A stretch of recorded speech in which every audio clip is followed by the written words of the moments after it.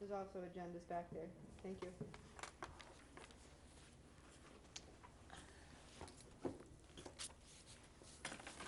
Saw tornado warnings in the central part of the state. If we get another Yeah. one tonight, Really? I know they're down in Connecticut. they're gonna Connecticut, dissipate yeah. before they're gonna dissipate before they hit the Cape. It's fine. That's what I thought last time. Do I have to write up front and say? That's what I said last time. Abstain from I'm something? like, oh yeah, they'll dissipate, they always do. Yeah, because they were showing down like around Windsor locks and stores and that It area. happened. We're going in the basement. That's the protocol here. Oh, that's Happened where here I 2 weeks spent, ago. that's where I spent the, tornado. No, I it spent looked my like it was time gonna looking die out out. the window. Well, my husband did First, it too was like until he most saw a things. whole bunch of trees go down. Oh. Then he said, make room for me, because we had Mine branches. is too. Oh, you did? But it'll So I brighten had up the as I ones get that was north going though, down so we'll south. know. The night before. You'll be gone before we have to worry about The that. tornado warning. You can the night text me. before. I get downstairs. What? I ignored it. I called my daughter. No reports of actual touchdowns. Her though, two right? Just children. She said, No, well, how this am I gonna morning. know? And I said, well, when the tornado comes near. Yeah, 'cause when I call watched from my train. daughter It did. an But she hour or was so worried she ago couldn't saying, get her got a two tornado children warning, but I just got in the bath. up and down. Well, usually to the warnings basement of fast. That half was- an hour So out, she so woke him up hopefully in the they're. That was weird because I was watching the weather on. And I ignored that one, and I ignored the one earlier on that Tuesday morning. I always didn't We take it would have seriously. ignored the third one, except for Yeah, some well, ones that's right. start picking up. The night before, I did go in the stairwell in the basement, like when I got the Ignored warning. it.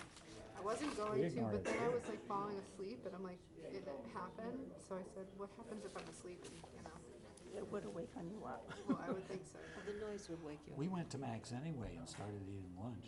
And then Oh yeah, We were at the Mac's eating lunch Oh, with, jeez. with, Yeah. with our day one, grandkids and the day everybody. one, yeah.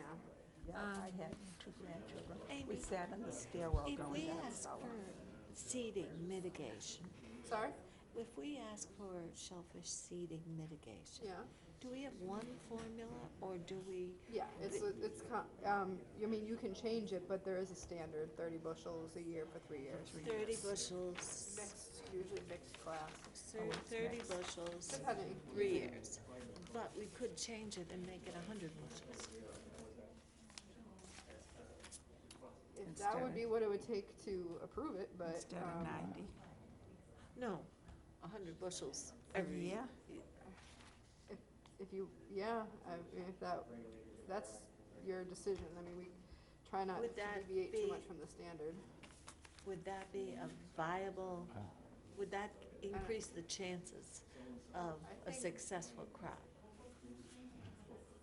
That might be an overpopulation, I don't know. I don't know the answer. I would say I usually stick to the standard because that's what most other towns have. So in terms of being,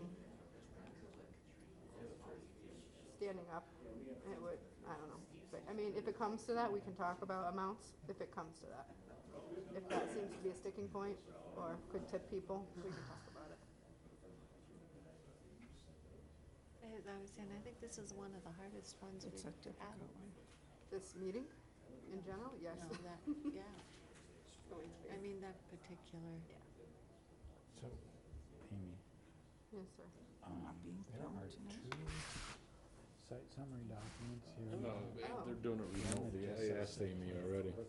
Oh, it was the, I was supposed to like the delete, other yeah, one? September From the 4th, other that's the room? right one. Okay. So this one should From be the other deleted. room? No, no. Amy, you want me to open? Did you read, what's her name, has? yeah, we She's should. looking at Okay. the door, her letter. If you wanna, All right. we're gonna get started, folks.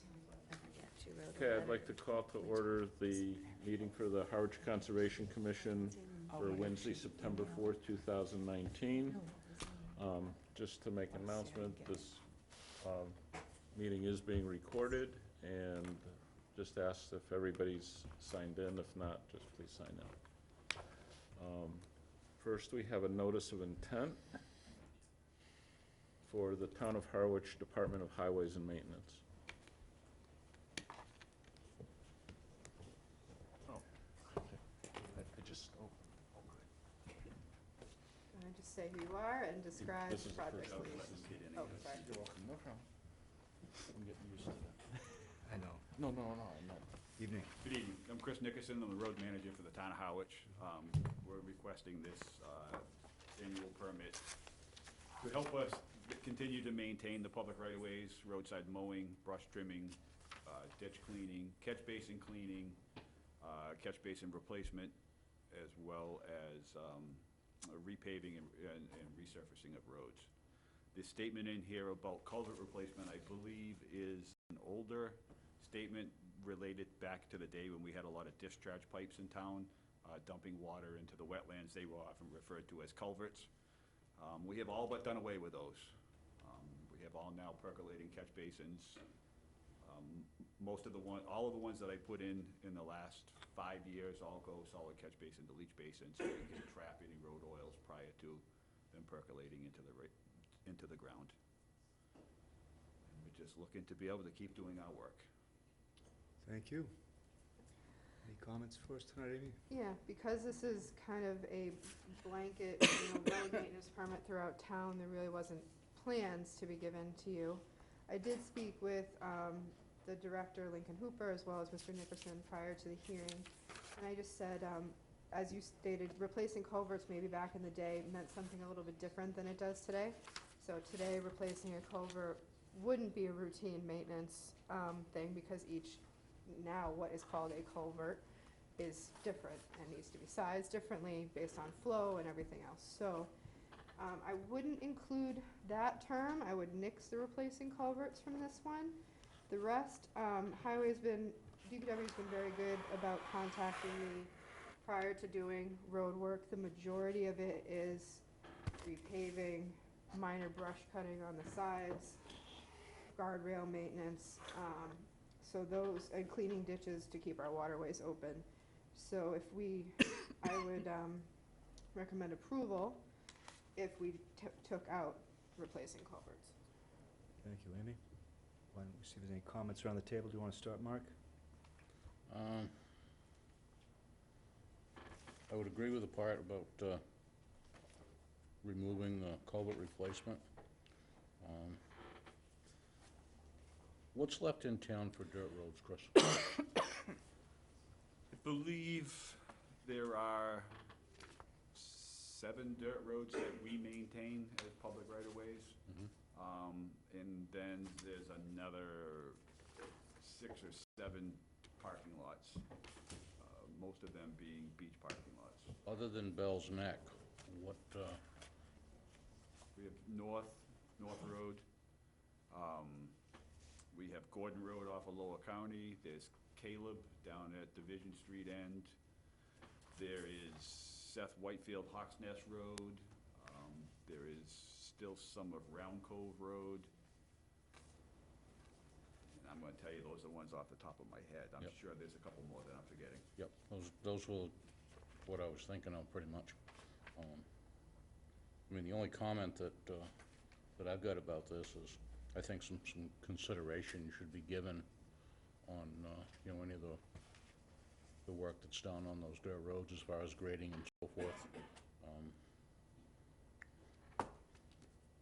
Perhaps there's cases where things could be done to be a little bit more beneficial. Such as, we're open to suggestions. Well, obviously. maybe someday we could take a ride, take a look at a couple of things, and I'd point them out to you. But really specifically, what I was more getting at was the road situation over at Bell's Neck.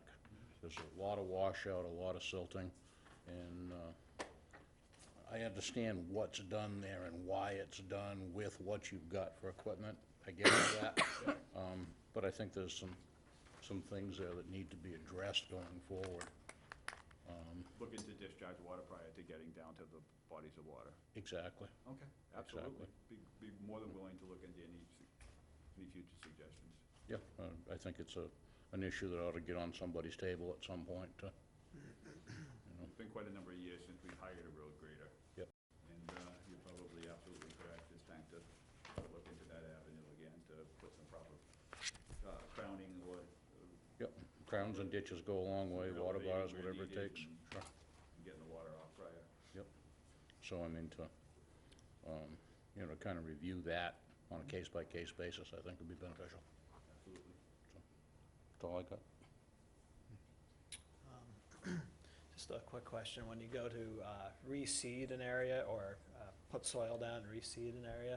The soil, would that normally come from the dump, basically?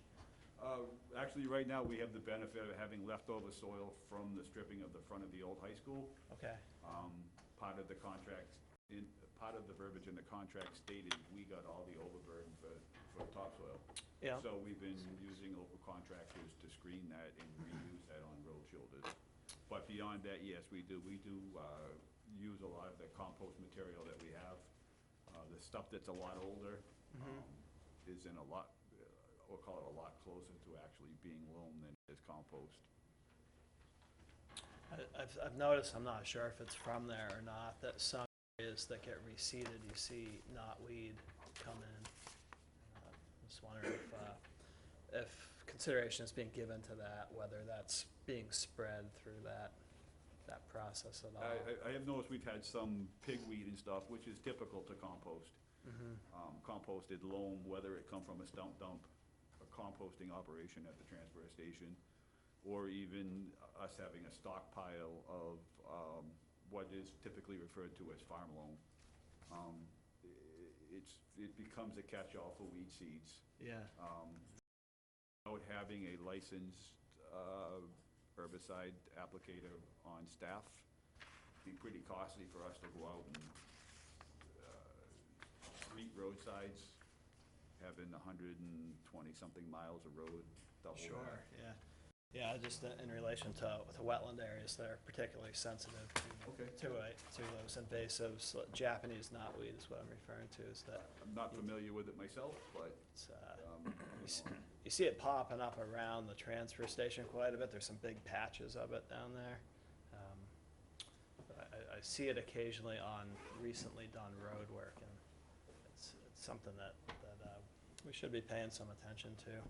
is it something that I would be permitted to have, because we do hydroseed, would be something I would be permitted to have the hydroseed applicator add a herbicide into the, Well, we probably, to avoid it for this purpose? right, I think if you're using the right type, the right loam from the right spot, it's unlikely to get the knotweed. But if you get it, I think our municipal composts tend to be, like you say, catch-alls for all this stuff. It's a little bit tricky, but I hate to see that happening. Even stump dumps, which is the Yeah. main source of loam for any project on the Cape.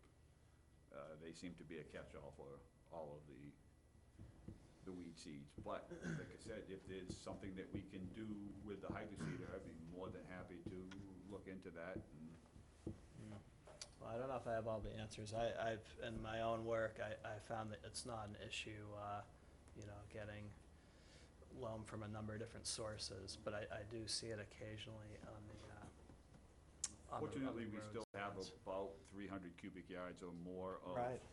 the loam left over from the school. So I don't the think. next 3 to 5 years of us loaming roadsides after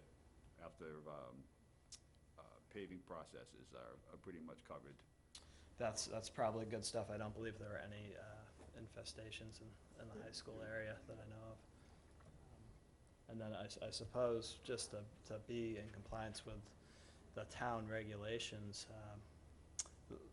hydroseed with fertilizer and herbicides really shouldn't, is there an exemption for that or something? Yeah, it really Not shouldn't. with chemicals, yeah. Just within 100 feet of a wetland. I try not to, Yeah. I actually do not have them add any fertilization, any weed control. Right. I strictly do seed, tack, Yeah, and the paper mulch.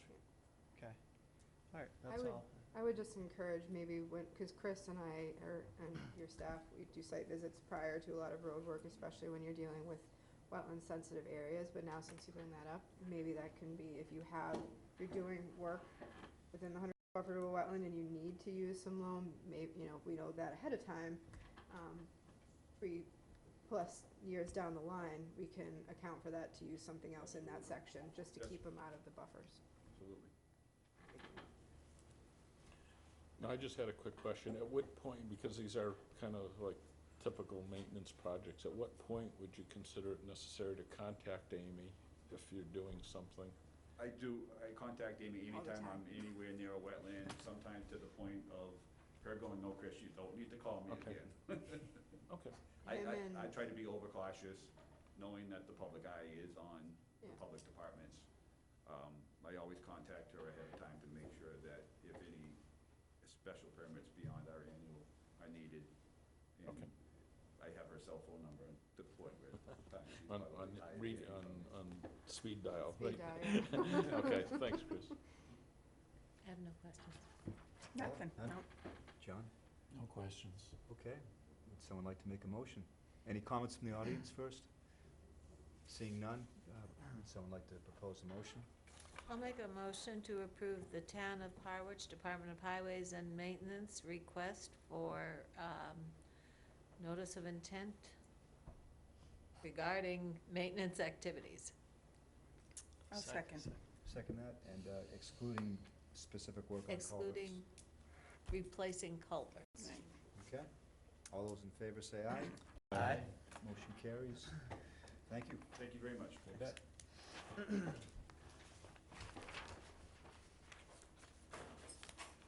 Okay, next up, we have a notice of intent for Allen's Harbor Yacht Club, 371 Lower County Road, a proposal for deck and patio expansion, walkways, handicap parking, ramp, shed expansion, and land management plan. Good evening.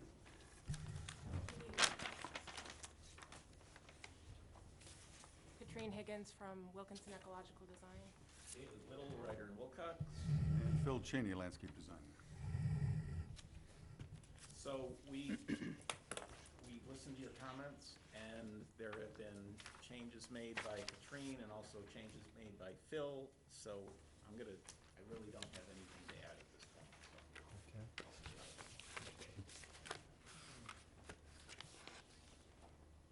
So I'll just go through the changes that are shown on our plan. And we heard what your comments were in the first hearing, and it was primarily to beef up and show more specificity on our planting, the mitigation area. So we have provided that in our revised plan. You'll see that we're showing specific locations for the native plants. There's a lot of, especially in certain locations in the buffer area, there's native vegetation already. There's some bayberry and some rose. So we'd be working around all the native vegetation that's out there, of course. And so overall, I think in our original plan, we showed 85 shrubs. We're showing now about 125 native shrubs to be planted in that area. And you'll see that we're showing the locations. We've also provided some more details on the sizing of those shrubs. And we also included a note about the Phragmites area and that idea of potentially planting some high salt marsh grasses. And we talked about that a lot in our office and thought it made most sense to add some seed in that area because those species will find where they want to grow, whereas if we planted them in plugs, we don't know if that specific location would be where they would want to go. So by seeding that area, they'll kind of work themselves out in the elevation that they'd be most happy in. And we're really excited about that idea of seeing how that progresses in the next few years. And we've also provided in a gray hatch area 440 square feet of additional mitigation area, specifically lawn removal, to satisfy the discussion that we had in the first hearing about the proposed patio. So we're offering the 440 square feet, which is 2-to-1 mitigation for that proposed patio area, which is just around, I believe, the 60-foot buffer. So overall, we're proposing 15,680 square feet of mitigation for this project, and I'd be happy to answer any questions about that. Hi, Phil Cheney again. Additionally, on the patio itself, there was some concern about the pervious nature of the pavers we're using. Since the actual pavers have not been selected yet, we included an 8-inch wide gravel drain strip along the water's edge of the patio, concluding with that the note that should we end up choosing some patio paver that is considered pervious enough that that could perhaps be eliminated. But at this point here, we think that would probably be the way to go. Thank you for making those changes. Appreciate it. Amy, any comments for us? Well, I think we appreciate you taking the commitment to my comments into consideration. I think you've accomplished what we tasked you with in terms of being a little bit more specific about and having more plantings along the banking, essentially. It's a nice mix. It's nice to see larger shrubs going back in. They already are there, but they're being choked out, so keeping up with that is good. The commission asked you to give up a little bit of lawn. You're doing so, in addition to not doing chemical application in the future. So I would recommend approval with the, in particular with the condition of a monitoring report on the invasive removal / restoration at 2 times a year for 3 years. Thanks, Amy. Mark, any comments? No, I'm satisfied with what I've seen. Jim? No comments. It might be a good condition to put that if the contractor changes that. Yeah. We need to Or review we it. need commission's approval if the contractor changes. Okay. We were having discussions at the site this afternoon in terms of the lawn as to, was there a definite answer as to how you were gonna proceed with replacing the lawn? We were talking about, I guess there were some some questions about whether it was gonna be stripped and seeded, or, We were proposing on page 3 in our land management plan, slice seeding the area so that it wouldn't be stripped, it would just transitionally. okay, that was the question. Okay. And we're thinking that could take up to 4 to 5 Oh, years yeah. of Yeah. that process. Ideally, if we do it gradually, we won't end up with a dust bowl. Right, and we talked about leaving the irrigation system during that time, and then eventually, if necessary, shutting it off at that point. Okay, that's all I had. Thank you. Could be an ongoing condition to continue with that practice of slice seeding to wean it off. Comments, Carolyn? I'm going to abstain from this discussion and vote. Okay. Paula? No, it's really a nice plan. John? Well, I like the fact that you are going ahead and deciding to stop any chemical treatment of lawn. I think that's a great thing. I have a question about the parking lot and runoff from the parking lot. I've never spent any time in the parking lot. I don't know what it's like there, but it seems to me, looking at it today, that when there's heavy rain, the parking lot slopes toward the harbor, and the existing Phragmites in the corner there probably absorbs any runoff that would be coming in a heavy rain event. And I'm wondering what happens once you remove all that Phragmites and have new plantings there. How is there going to be runoff from the parking lot? Is that going to tend to wash out some of the new plantings before you have well-established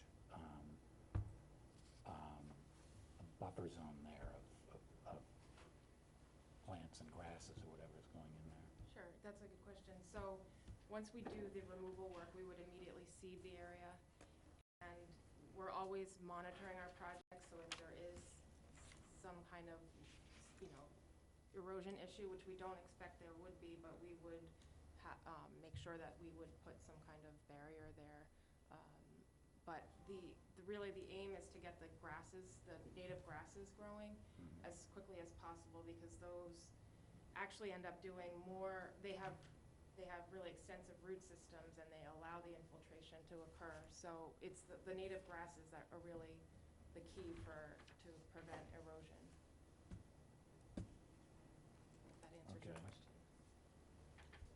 And how quickly do you expect those to establish? If we do the work, it depends on the weather this fall, but we often have germination very soon. We are also putting down erosion control blanketing wherever there was that grade change, and that really helps to prevent, hold everything in place. We work on very steep banks, and we don't have erosion issues. I see. Okay. Thank you. Okay, we've got a condition for reporting, 2 years of reporting. 3.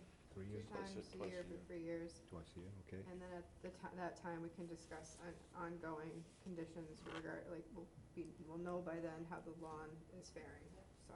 Mm-hmm. Any other conditions? Maybe to just John's point, if you do, Katrina already mentioned it, but if you do notice erosion, putting up a straw wattle or something on the low area, if you do happen to see ponding and erosion prior to establishment of the vegetation, we could add that as a condition. Mm-hmm. Any comments for the audience? Seeing none, would someone like to make a motion on the notice of intent?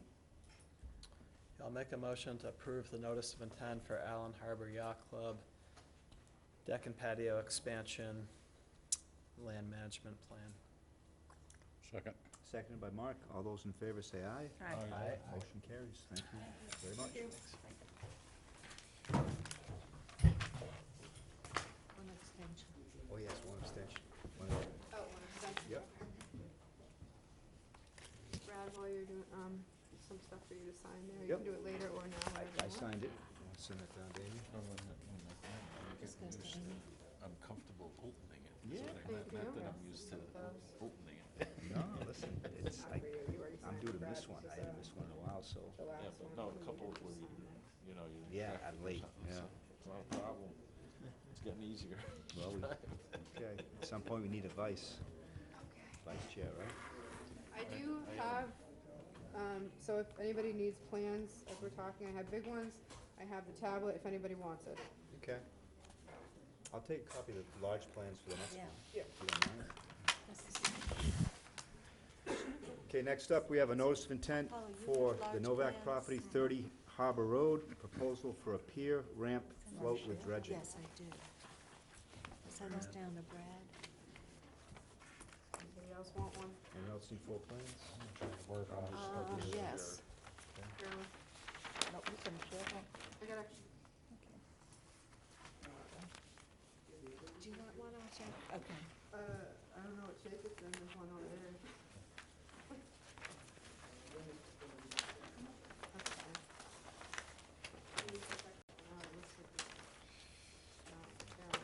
Photo of the plan over here. We got two. Sure.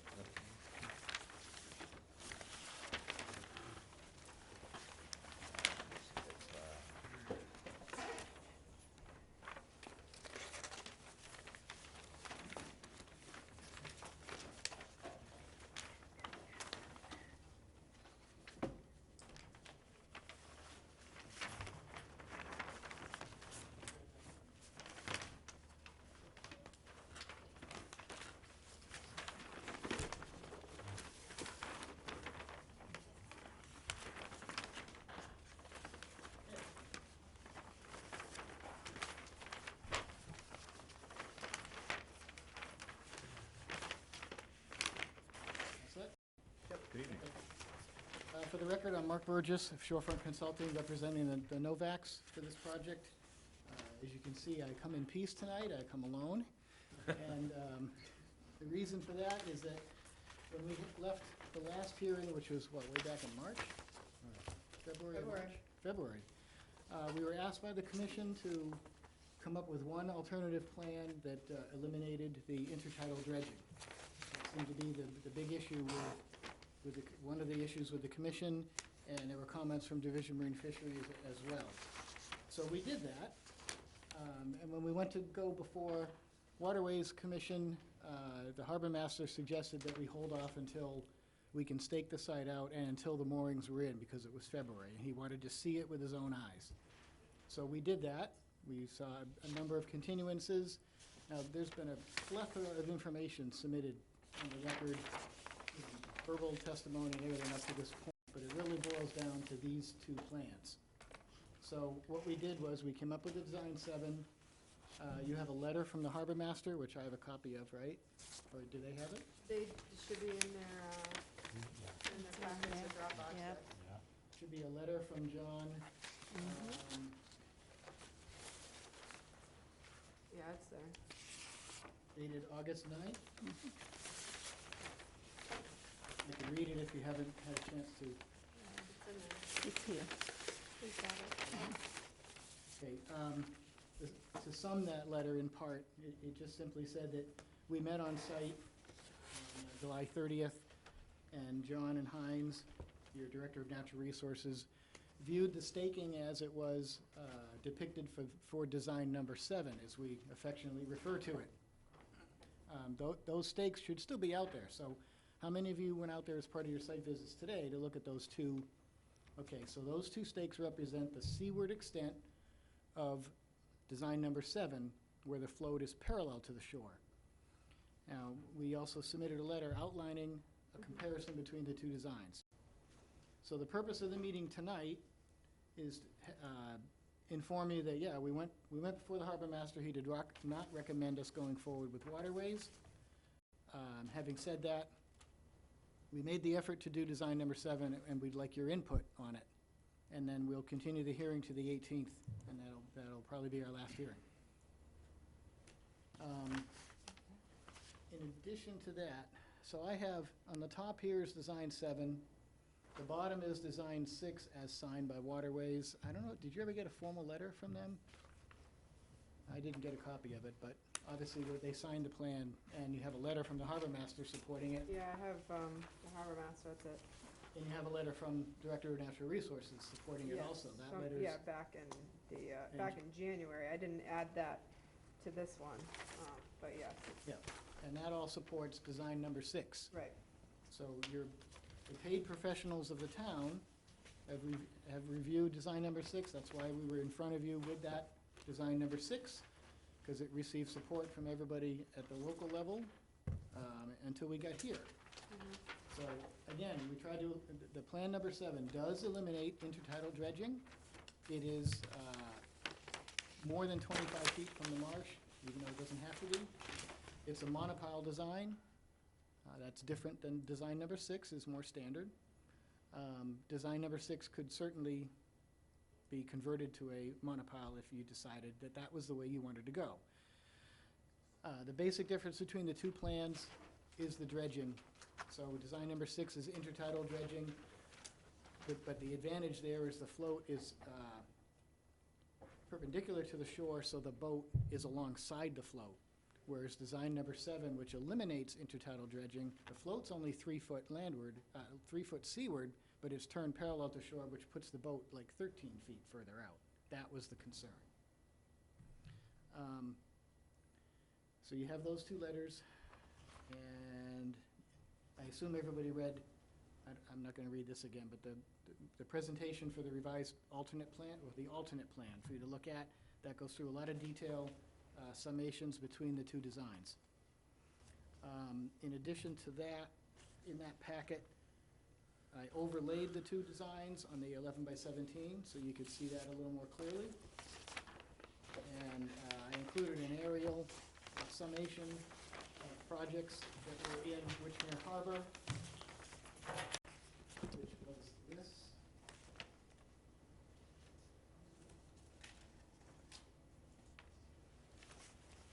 We show every dock in Witchmere Harbor,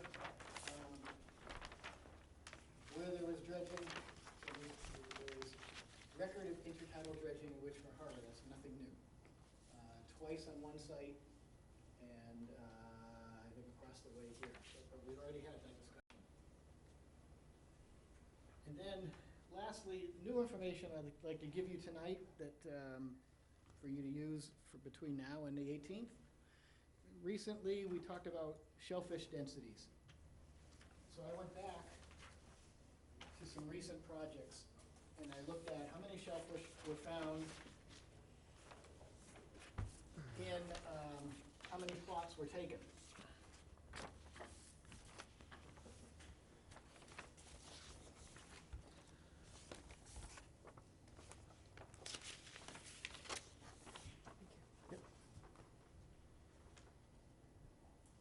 So this is just a reduction of the data.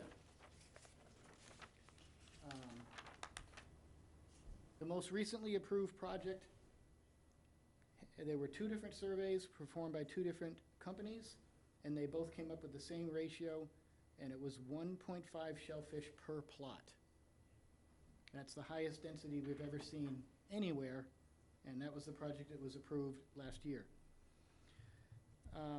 There's a referral to the 19 Nons Road project, which had very little density, and that turned out to be .07 shellfish per plot.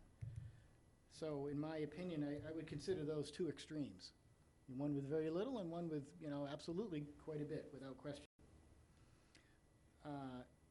There was a project approved in Wichmere Harbor last year that included dredging, and that averaged to .45 shellfish per plot. And that was in an area that was not considered a town-designated shellfish area, one of the only two plots in Wichmere Harbor that are like that. And then the current project, Mr. Novak, that's under review, came in, I'm going to say an average of .8 shellfish per plot, but 3 different surveys performed by 2 different companies, so .74, .83, and .87 respectively. And then we did a survey under the adjacent float and around the adjacent piles, and that quantity came out to 5 shellfish per plot. So we're talking, 6 times the amount of shellfish in an area that is perceived to have impacts from docks and floats, when in fact the data supports otherwise. And I'm only speaking about the data. So that's there for you to review. And I guess with that, that's really a summation of where we've been and why we're here at this point. So I'd like to get your feedback on both designs, but specifically the comparison of number 7 and number 7, if you will. Thank you. You're welcome. Amy, any comments for us tonight? So first, correct, you're looking for comments on design 7, as you said, just said.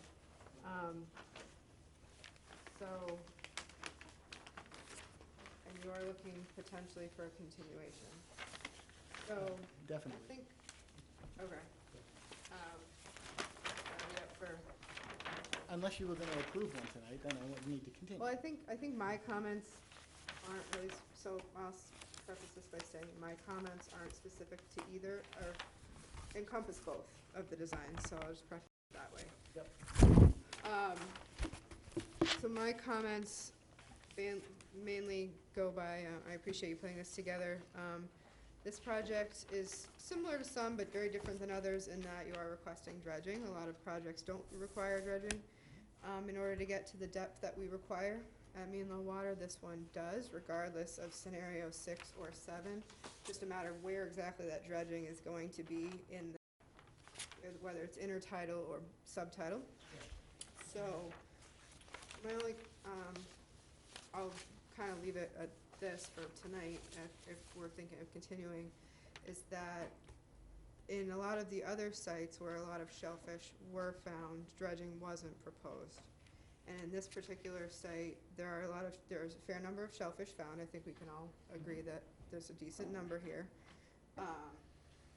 And that area is proposed to be dredged. So I have a little bit of concern, regardless of scenario 6 or 7, if the sediment was extremely poor and we didn't find a lot of shellfish, then it would be an easier yes, potentially, from me. Just, but from this perspective, it looks like in order to get to the depth, you are proposing to dredge an area where the sediment, while it may not be perfect, it is clearly good enough to support a number of shellfish. So I will leave it at that, and so that would be both my comments for 6 and 7. I do want to make one correction. In the last hearing, I remember Brad saying that the substrate going out to where the dredging was going to be, I thought it was more mud. So when I went to stake out this, I realized that you can walk, or you can wade out the full 80 feet, and the full 80 feet from mean high water is reasonably firm. It starts to get soft, but it's not the really mucky muck like in other areas in the harbor. So Brad, I'm going to say to you the 3 words that my wife loves to hear, and is you were right. Okay. Okay, Amy, thanks. We'll start around the table. Mark, do you want to begin? I have no remarks. Okay. Jim? Yeah, I don't really have anything right now. Okay. Stan? I just wish we had a better letter from the Department of Marine Fisheries pertaining to, you keep bringing up a dock that was approved a year ago, which I'm getting tired of hearing about that. that was very contentious when it was done, and if I had it to do all over again, it might have been different. But this one definitely has some support from the department, so that's all I have to say. Department of, town department or? No, state? the, Fisheries, pardon? Division of Marine Fisheries. Right, fisheries. In terms of impact, I don't mean support for docks, it means the impact of docks. Okay. Carolyn? In our summaries, Amy brought up a couple questions of how deep are you gonna dredge? -3. But you started out with number 6 was only going to 2.5. Why did you change? It has to do with the amount of cubic yards you want to work with. You want to keep it under 100 cubic yards. Yeah, I So understand in that. the arrangement of number 6, if I go to -3, I'm going to exceed, I'm going to either exceed the 100 cubic yards, or the dredge area will be so narrow that it makes it more difficult for the boat owner to get in there. So it's a balance. 2.5 is the minimum required by all of the guidelines that we have. And then my other question on your storage bench, if we have a 4-foot wide requirement, no wider than 4 feet. It looks from your diagram that the bench goes out, at that point it'd be 6 feet. Right. Yeah, I've been doing that for 20 years. You're right about the regulations. They suggest 4 feet wide. DEP recognizes that they will allow a storage bench of no bigger than 2 by 8, either at the beginning or the end or anywhere in between, but they have a limit based on that size, and that's one of the trademarks of my designs. We have lots of them like that. But you're right, it does say 4 feet. You might have a lot like that. It feels like you're pushing us in a number of ways. If that was the deciding factor, the applicant would be happy to eliminate that. I'm sorry, Witchmere Harbor isn't bigger. Yeah. It'd solve a lot of problems. Nothing right now. Okay, John? No comments? No comments. No comments. Well, That's- I guess I'll take a minute and just summarize my thoughts. Nothing's really changed from February. I think, my concerns are still present. I think our 304 regs on water-dependent structures are pretty clear to me, that indicate we don't allow new structures in shellfish areas. We can allow a variance to provide for that, and that's happened in the past. In this case, I think we have abundant shellfish. We have soft-shell clams, quahogs, and oysters present with repeated surveys. And I think a big difference here is that we have viable shellfish habitat that would be disrupted by the dredging. And that separates it from some past projects that we have ruled on. And I think if you look at the harbor, this eastern side has coarser sediments, and it tends to have what I find is really functional shellfish habitat. Whereas the western side and the north side has fine sediments, and where dredging is probably suitable and a good idea in some cases to remove some of those fine sediments. Here I find it fairly functional habitat right now, and so I think our regulations and the Wetlands Protection Act makes it hard for me to support putting in a structure at this location. So in addition, there's salt marsh impact concerns, but I think the shellfish is probably the largest one there. So with the dredging, I think it makes it really difficult for me to support this project. Okay. As a follow-up to the design number 7, that one directly addressed Division of Marine Fisheries comments about the intertidal dredging. How do you feel about that design in regards to that approach? Let me review that. I just got the letter today. That was just one. Oh, that was the letter from back in January. No. Okay, I apologize. I've seen this before. Okay, can I make a comment? In our bylaws, do you want me to quote exactly where? We've got a sentence that says, desirable relief may be granted if there is neither a substantial detriment to the public good, nor nullification or a substantial derogation from the intent or purpose. I think our harbor master is saying that this would be the number 7 would be a substantial detriment to the public good. He doesn't like it because of the proximity to the existing moorings that are there. Yes, I understand that. Yep. And that's a bit of it's like a catch-22 or a chicken and the Yeah. egg. The moorings are there because there was no dock. And there's varying opinions. I'm not rendering a decision. There's varying opinions on what rights the homeowner has to say, well, I realize the moorings are there, but they're there because there wasn't a dock. And if I had a dock, of course, they'd be adjusted accordingly. But that's an attorney question as to whether or not Yes, the it is. moorings preclude the homeowner from having a dock. And I'm not qualified to address that. I'm but not either, but it's right definitely- now, our harbor master says it's a detriment to public good. Design number 7, yes. Design number 7. But he fully supports design number 6. And so does your natural resources director. So that, for me, that's really the key. These are your paid professionals that manage the town resources. And they're saying that they're okay with the project. I realize they look at it slightly differently than you guys do, and you look at it from the Wetlands Protection Act, but they know those regulations as well. But Mark, it's really important to distinguish this. They're not required to rule on those regulations. Just the Understand. Conservation Commission is, so they're under no obligation to review them as we do and rule on them. So they have a different purview. Well, I think if a project was allowed and it went south, that there would be some responsibility on their shoulders. Whether it's in writing or not, they would certainly feel it, or they would be impacted by it. So I think they understand the risk involved with making that assessment, you know? Somewhere or other in the packet that I got, I have 6 copies of John Rendon's opinion. I don't know, has everybody seen these copies, or did I get? Oh, was that dated January, though? It's dated August 9th. Oh, I have that. Oh, The yeah. memo. Yeah. Yep. Okay, everybody got that Oh, we also? might I have- just We got, might have duplicated, printed them, and they all went, ones that all went to you, Carolyn. thank you It very was much. Very thorough. Just Okay. making sure everybody else had them. Does everybody else have a copy of that? Yeah. Yeah, I've seen it. That's August 9th. You have one. Yeah, okay. Yep. I do. So if the board had an opinion about design 6 or 7, the main difference again is the intertidal dredging versus not. The intertidal dredging seemed to be the more major issue. Design number 6 requires 1 variance, which is your shellfish variance. Design number 7 requires 2. It requires the same shellfish variance and 1 against one of the setbacks, the 55-foot setback. That variance was overcome on another project across the way for the exact same reasons, that the docks on either side were too close, and the 55-foot was the magic number that everybody agreed upon. So that's why that's where that comes from.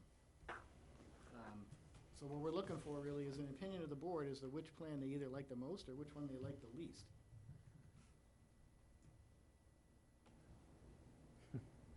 We can vote if you like On what? on you've proposed number 6, right? Yeah? We can vote on that if you wish. Well, are you saying vote to approve it or vote as an opinion? There's a question in there. Question in the audience. Sure. Yeah, I'm not sure where you're going with this. Are you polling for an opinion, or for, what are you looking for? That's what we were asking tonight, is an opinion about this plan. Because it wasn't supported by Waterways, we wanted to give the commission a chance to look at it and see how they felt. If the commission felt that this addressed more of the concerns that were your concerns, then we would move forward with this plan. Yeah. Yeah, I can't speak to the members. My opinion had a hasn't changed from the February hearing. We didn't think it was fair to say stay with number 6 if you preferred number 7. That wasn't fair to you guys Right. to go ahead without your input. So I'm gonna- that's why we're here. Excuse me for just a second, Mark. I'm going to take a comment from the audience. Oh, Good evening, Bill Riley on behalf of Lee Scarborough, who's a neighbor to the left of the project as you look at it from the water. He shares the harbor master's concerns regarding design number 7, but he has no objection to design number 6, because he's primarily concerned with maneuvering. It's a very tight corner, and I do have to say, I think Mark's comments regarding the the moorings are a little disingenuous because the moorings have been there for decades. And the fact that someone waits until other persons have taken advantage of, the regulations as they exist in the town, and then saying, but I'm here now and I want to, I deserve more than they do. So I think design number 7 is really not appropriate for this tight corner of the harbor. Thank you. Thank you. Well, I'm not sure where you want to go, Mark, because we could continue, but we've heard this, in February. I think we've reviewed this a fair amount. So I think my preference would be to vote tonight on the proposal, unless you wish to continue for any particular purpose. Oh, we want to continue it. The idea was to take your input, Okay. come back and think about it, and come back in 2 weeks. All right. Is there any additional information that anyone wants to ask of Mark for this? No. Okay. Okay, then, any... Well, I have a question. Sure. Lacking any input from Conservation Commission on preference for those designs, what's the point in continuing for 2 weeks? I don't really know what your preference is. I don't think you're seeing any particular desire on the part of anybody here, at least I haven't noticed any, to tell you that they prefer one over the other. So I'm just asking you, given that, what's the point in continuing? The idea was to get your input, how little or how much we got, and determine which plan, whether we were going to stay with number 6 or whether we were going to go with number 7. It doesn't sound like number 7's getting any additional support, but I had to be here to do that. But I'm not prepared to make a decision for the team tonight. I'll make a motion to continue the notice of intent for the Novaks at 30 Harbor Road. I'll second it. All those in favor say aye. Aye. Motion carries. Thank you. Thank you. Thank you.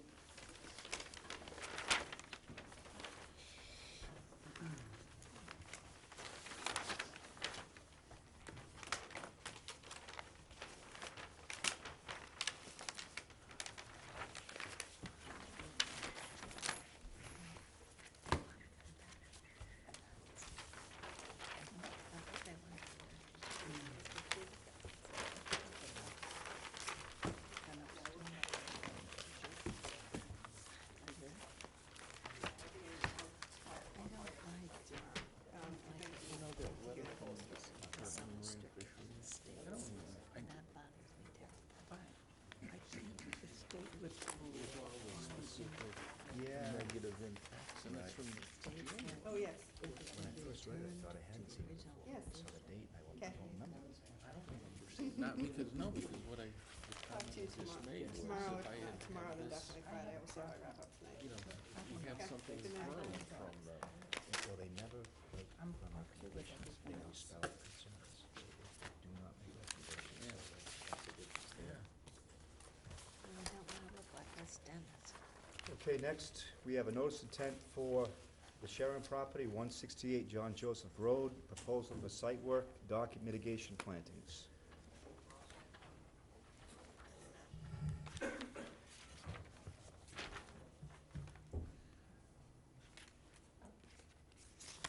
Hello, I'm Angela Tanner. I'm from Genic Studio Landscape Architecture, and I'm here with the homeowners, Rick and Maggie Sharon, and we have prepared a plan showing the extent of the work that we would like to do. They are doing some work on the house, which is outside of the conservation area. And as a result of that work, they would like to extend the patio just a little bit into the 100-foot buffer. And so we're showing that area shaded in gray. And there's an existing concrete walkway that goes down the slope that they'd like to remove and replace with stepping stones. And as a result of filing the building permit, they discovered that they actually have some things within conservation jurisdiction that were pre-existing before they bought the property, and they were not permitted. So they would like to rectify that and do some mitigation planting in order to try to keep these items, which are items that they use and enjoy. There is an existing structure right here, or there was an existing structure. They've removed that. There is a, oops, I'm sorry, it's this area in green over here. This is a shed close, it's towards the outside edge of the conservation area. They use that. There's a brick landing that's closer to the water. That's what they use to store the dock on. And during this process, they've also discovered that the dock has been installed without a permit, but it's removed every year. It's a seasonal floating dock, and they use this brick pad in order to store those dock components. So what they would like to do is do some supplemental understory planting in some of the more bare areas. It's a fairly intact buffer area. There's not a lot of invasive plants, but what they would like to do is keep the existing structures. They're working on a dock permit right now. They're working with the state to get that in order, and they would be doing, we are basically showing conceptual areas, although we would be open to suggestions from Amy or any of you if there's specific areas that you would like to see the mitigation planting go. But we had shown some of the lawn going away and adding a little bit of additional planting to supplement this buffer, and then some other areas closer to the pond area that they could also replant. And we also have done a couple of alternative studies to see what would happen if we removed the landing.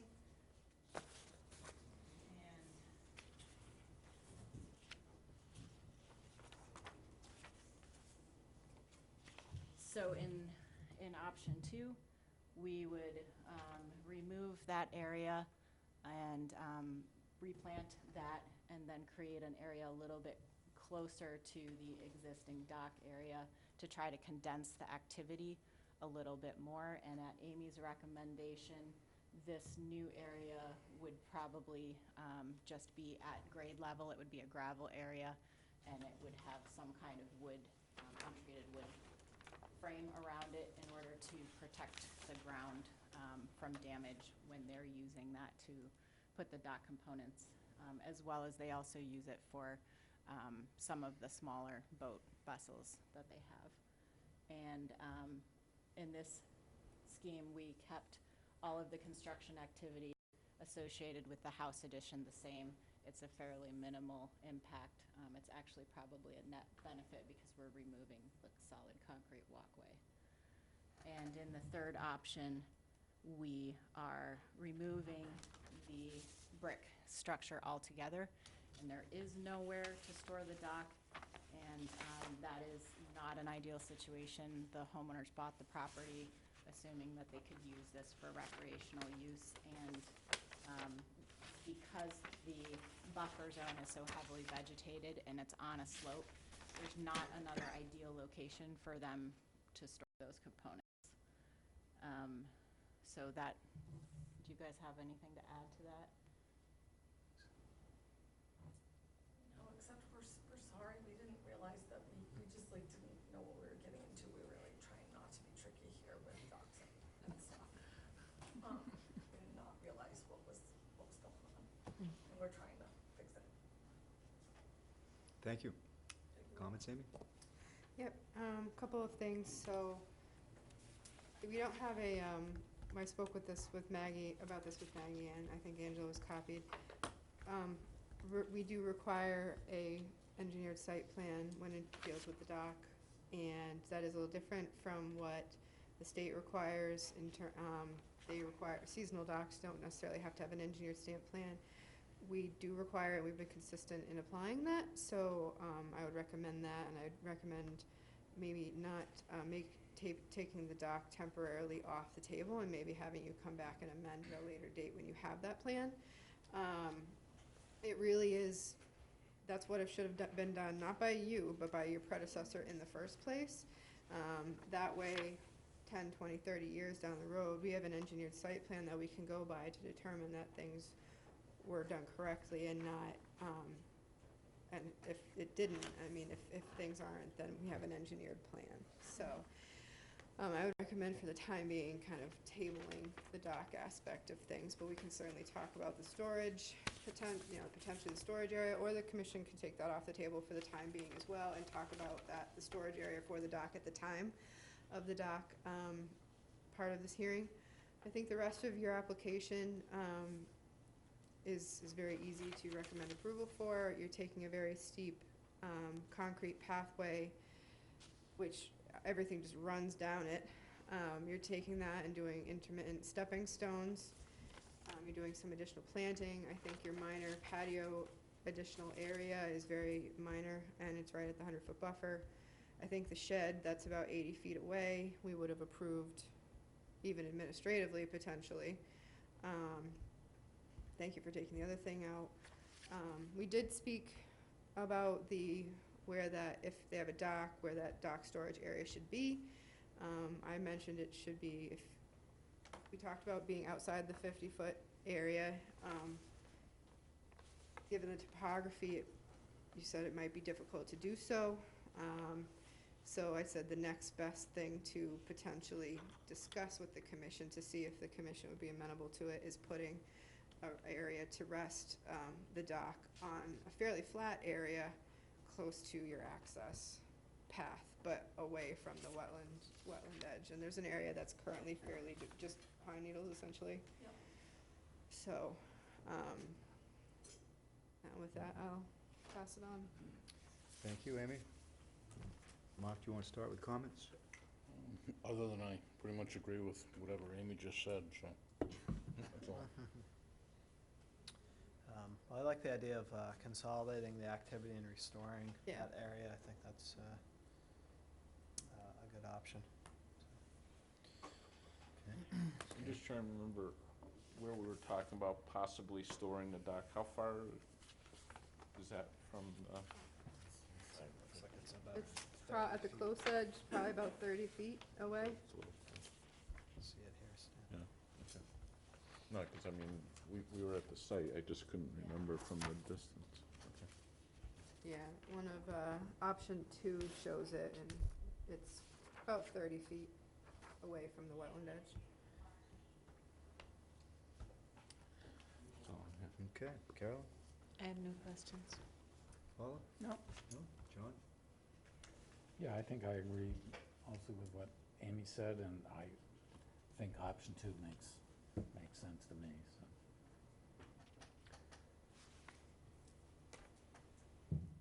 Any comments from the audience on this project? No?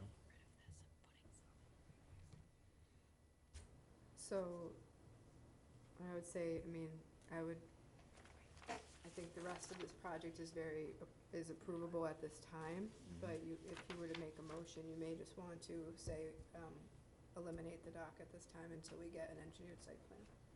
Unless you wish to continue and come back with a plan. You'd rather get the rest approved tonight? Yeah. Yes, we Yeah. would. We would.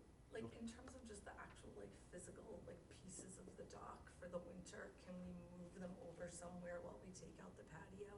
Like, That's I- if the, you know what I Question. mean? Like, I'm just, like, I don't know. without, That's a good question. Maybe, can I just make a comment on that? I think you were all on site today, I recognize all of you, right? So where they're stored today and where we propose to store them under option 2 is not substantially different in terms of the distance from the water.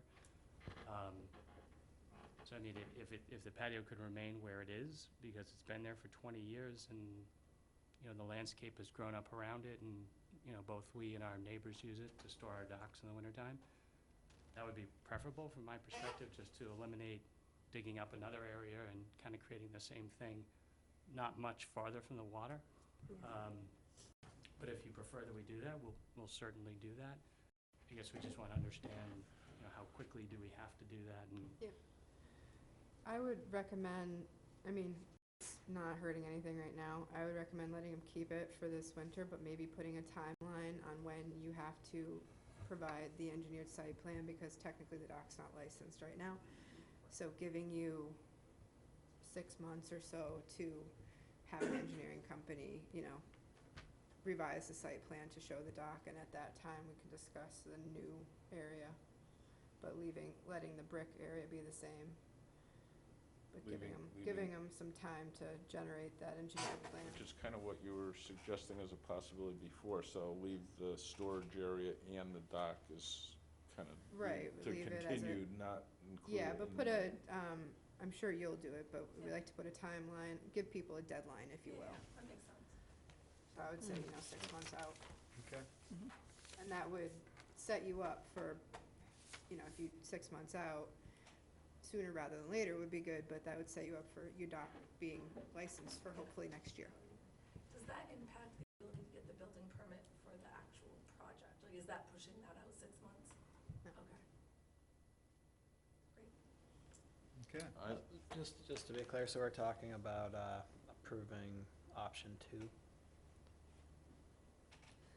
We were saying keeping, because the reason for moving it is, I'd hate to have them move it, and for some reason, I don't foresee it happening, that's not approving the dock, then you've done that work, So I was gonna leave off the dock the seasonal storage Come off back this, for at both this of those point. things. I And let like him keep that it on idea. the brick for now.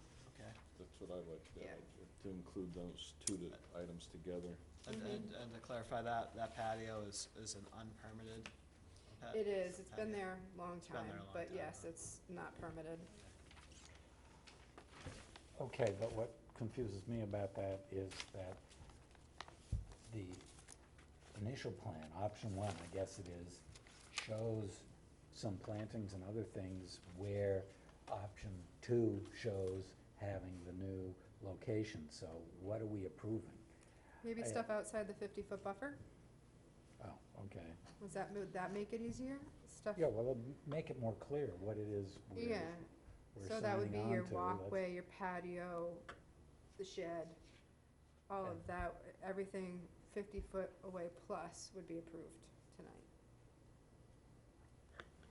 And so with that, we'd be agreeing to the mitigation for the shed, basically, at this point, yeah.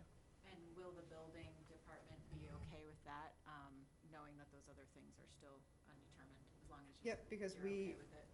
we have to sign off on your building permit too. So I will, Nikki and the assistant agent and myself, will know when this comes forward that we'll just put the condition on there. Okay. Yeah. That won't impact the stuff you're doing to your house. So then our steps from you guys are hire the engineer, put the plan together. Mhm. Like, we have all these other things into the state for various licenses and fees and transmittal forms and stuff. So that just kind of hangs out there, and then we go through, and then that somehow comes back. Yep, so what happens will be, you've filed with the state. Yep. The only thing you're missing from the state might want from us is the orders of conditions. So that's why, we're giving you, I would recommend 6 months, but sooner rather than later. Chapter 91 licenses can take 6, 9, 12 months Okay. to happen, so I would anticipate they're not gonna approve it until we approve it, so it's kind of hanging right now. Gotcha, that's okay. Yeah. It's also not in the water anymore, Right. so I don't feel like we're like. Yeah, you have a little time, but. Yes.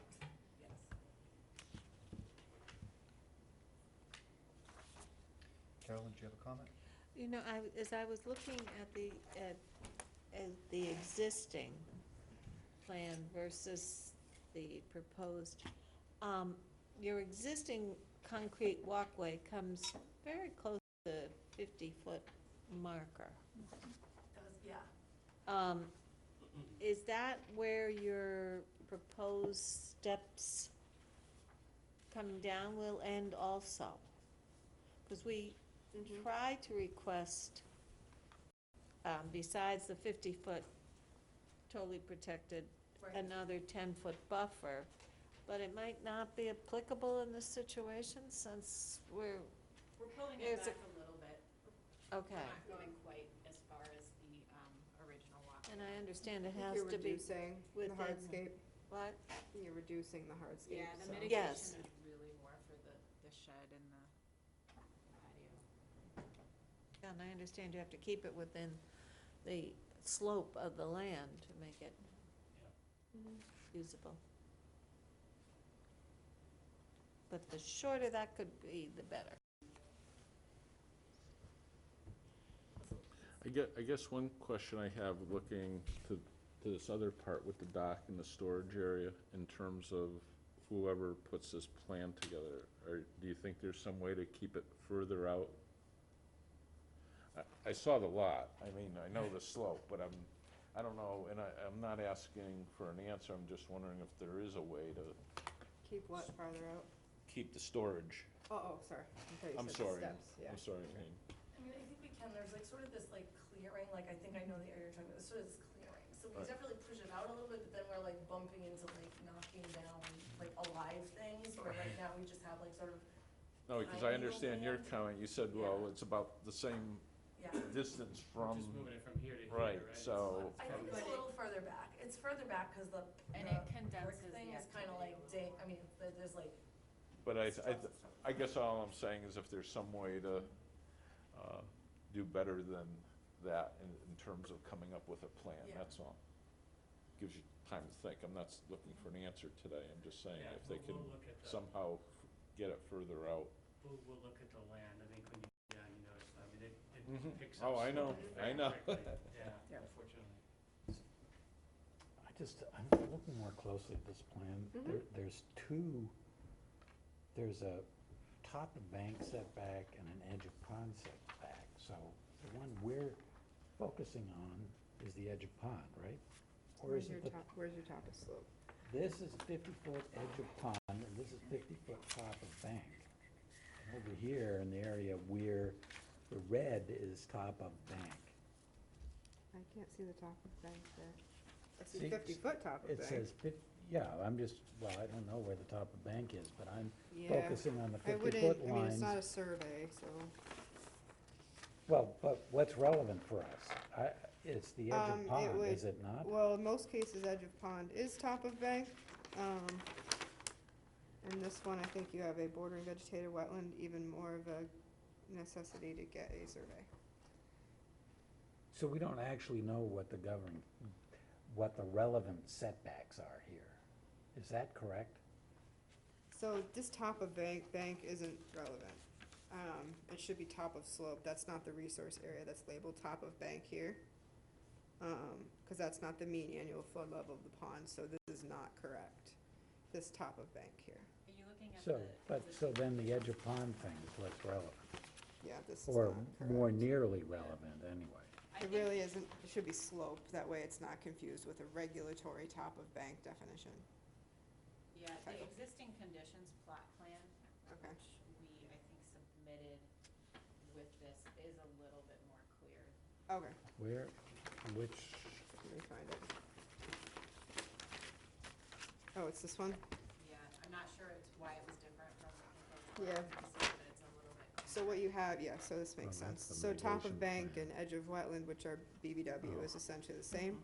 So yes, your top of bank is on this plan, which this existing conditions plot plan can easily be added to for your dock. You have a nice blueprint here to go with, you don't have to recreate the wheel.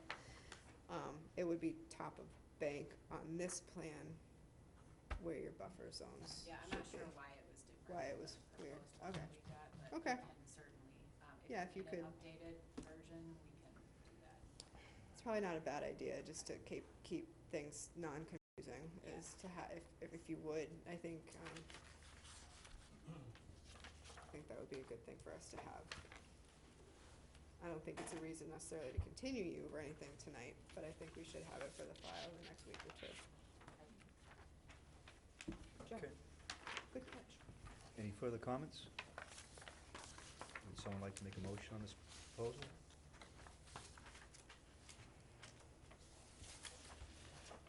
I'll make a motion to approve the notice of intent for 168 John Joseph Road. Right now, we're approving only work outside of the 50-foot buffer zone. I'll second. Seconded by Carolyn. All those in favor say aye. Aye. Motion carries. Thank you very much. Thank you. Thanks. Sounds good.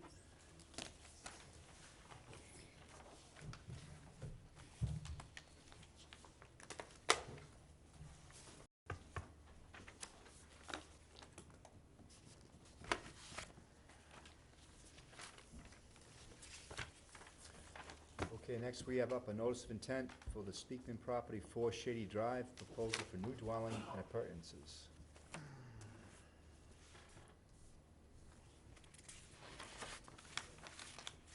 Good evening. Hi. I believe this is a continuance. I know this is a continuance. Lynn Hamlin representing the applicant, with the applicant, Dan Speakman. I don't know how much you want me to read back a letter that I submitted, a couple of letters. This project is for the construction of a single-family dwelling. It's a little interesting dealing with your relatively new regulation of 2-to-1 mitigation, in that this is one of those properties that is vacant. So it is virtually, or not even virtually, it's exactly impossible to meet the 2-to-1 mitigation when you conform to the 50-foot undisturbed setback, 50-foot undisturbed buffer, and the 60-foot construction setback.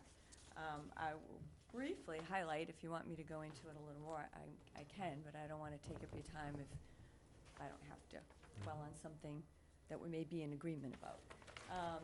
So I know that Amy had asked town council about her opinion on the regulation, and that she made 2 major points, or 2 basic points. One is that, in her opinion, the buffer zone could be considered a resource area, and her second comment was perhaps the 2-to-1 mitigation on vacant lots was going to be problematic for both the applicant and the commission. I respectfully disagree with her interpretation of the regulations as giving the buffer zone resource area credibility, or calling it a resource area. I think that she was looking at the jurisdiction section of the regulations, and you clearly have jurisdiction in the buffer zone, but it is to condition work as it would impact the resource area, not as it impacts the buffer zone. But we can agree to disagree on that. If it ever comes to an appeal, I can argue that with somebody else.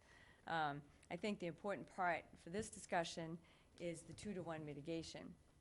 And I know, cheating, looking ahead on your agenda, that you are also considering an in lieu fee. I had given Amy the Barnstable regulations, which interestingly sought to take back an undisturbed buffer when there was pre-existing alteration on property. So for all the old properties that are disturbed up to the wetland resource area, did not have full 50-foot undisturbed buffers, their regulation seeks to take that back.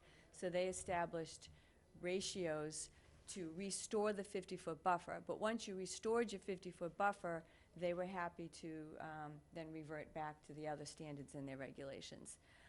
For properties that they say were mitigation constrained, they set up an in lieu fee so that an applicant could get a project approved, but it was quantified. Everything's quantified. So it's based on square foot of alteration, and they assigned a dollar amount per square foot of alteration. And I know Amy has that, and I think that's maybe on your agenda later this evening, if you don't go too late. They have the Barnstable stuff in their folders. So as far as the Speakman project goes, this project conforms to all other aspects of the regulation, except for the deck. I acknowledge we had some discussion last time about the little retaining wall for the bulkhead. I think we're in agreement that that didn't qualify as a building, but the deck certainly did under your definition of building. It includes decks and porches. If you were to see your way to an approval this evening, Dan would revise the plan to make the deck minimum 60 feet away. That's an easy revision. The septic system conforms to Title V in Town of Harwich regulations, so it enjoys the presumption of protecting the interests of the Act. The dwelling is 60 feet away. We proposed pervious material in the driveway. The roof runoff is to be directed to subsurface dry wells. We have the work limit line, and we are proposing conservation mix with loam underlaying. We have proposed some mitigation to show good faith at the pond edge. When we were down there, that pond edge creeps up the wetland creeps up beyond the water level, except for I think when you were there, Amy, the water was exceptionally high this spring. It was. But, That was very early on, though. it was very early on. I think it's receded, but I think there's a good opportunity to create a buffer. I've used meadowsweet, which is one of my favorite little shrubs, steeple bush, and then I did some higher shrubs behind it, winterberry, Virginia rose, and inkberry. Maybe I'll just see where everybody's feeling and go from there. Thank you. Amy, do you have some comments for us? Yeah, so first of all, I do remember that, I'm gonna talk about the structures in the within the 50 to 60 foot area here. That was one of my recommendations to the commission as we get them out, and that is to stay consistent with our new regulation. I do recall the discussion with the bulkhead or walkout area. To be honest, I didn't review the past tape. I don't recall that we said it wasn't necessarily a structure. Our regulations read, it gives a lot of examples, but it says including but not limited to. So that's something that we can discuss tonight. And I have not gone back to the tape, but I would recommend if the commission were to see fit to approve that they do that. That being stated,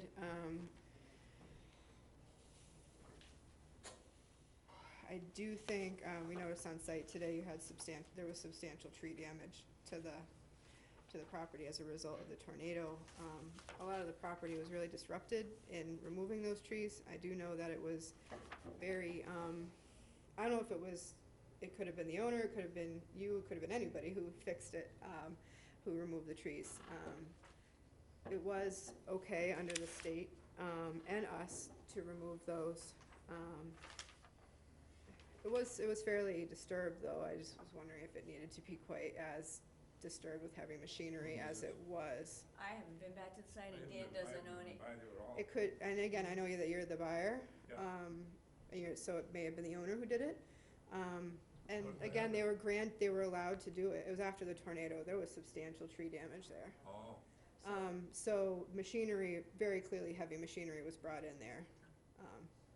Yeah. I haven't It's okay, seen Dan. it. It's okay. I'm not accusing anybody here. I'm just letting you know that it's fairly disturbed. So in terms of potentially planting, we may want to take that into consideration too. Actually, a lot of the trees that would have been in the area are gone. But I did drive by that site right after the tornado, and and a couple of the commissioners did too. It was all tornado damage. It's not, the owner didn't take stuff down. There's actually quite a few widowmakers still out there. So, I digress. Sorry. I still have a little bit of a trouble with our regulations in terms of the literal interpretation of them or not. This lot, as opposed to maybe some other lots, is so constrained because it's 10,000-ish plus square feet. So there's not a lot of room on it, period. So in terms of other types of on-site mitigation, it's really difficult here. So long story short, I'm recommending approval under the Wetlands Protection Act and not recommending approval under the bylaw and regulations at this time. Sorry. Thank you, Amy. We'll mix it up and start with you, John. Oh, boy. Sorry about that. On the spot here. I don't have any comments at this point. So Okay, we'll come back. there you go. I'm abstaining. This is the first I've seen it. Okay. She bailed out.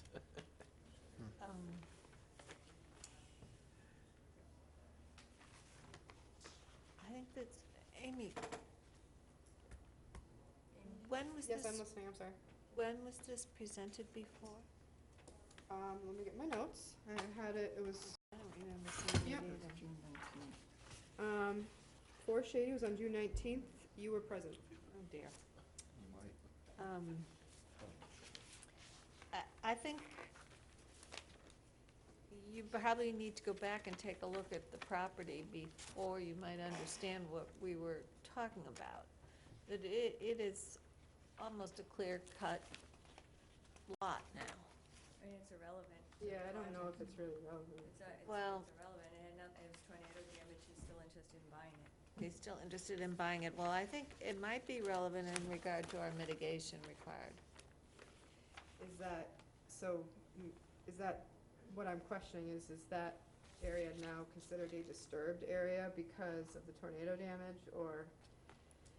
I don't, That it was a doesn't look like natural- an undisturbed lot to me now. That was a natural, and that's fair.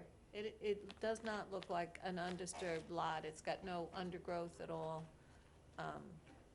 We were walking on big, it was able to get big equipment into it. I think the property has been substantially altered now. You haven't, but the previous owner did, so I think we could look for mitigation. Or you could wonder if what There was would be done, in spots. the manner it was done, if it was exceeding the DEP's allowance of storm damage removal. Well, that's another issue, but you're not the owner, so. I understand. I would like to approve it with some mitigation.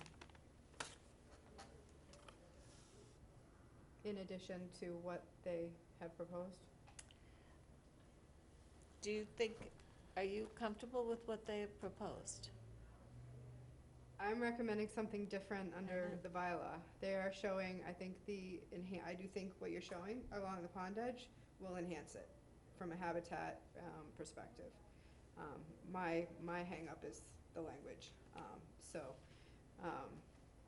In the past, the commission has been direct in saying that planting of a 50-foot buffer zone in a native lot is not mitigation. So I'm trying to follow what direction I've been given in the past.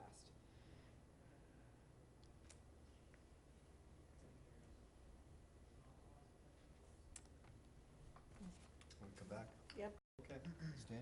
I guess I'm questioning kind of like what Carolyn does, because I understand it was a natural lot, but when you've seen the lot, I mean, and I saw it 2 weeks ago, before whatever he cleared, I mean, you couldn't even walk into the lot because trees were down and everything. And now today, it's like gone, all that undercover's gone, the trees are gone. There had to be, what, 8 or 10 trees gone at this point.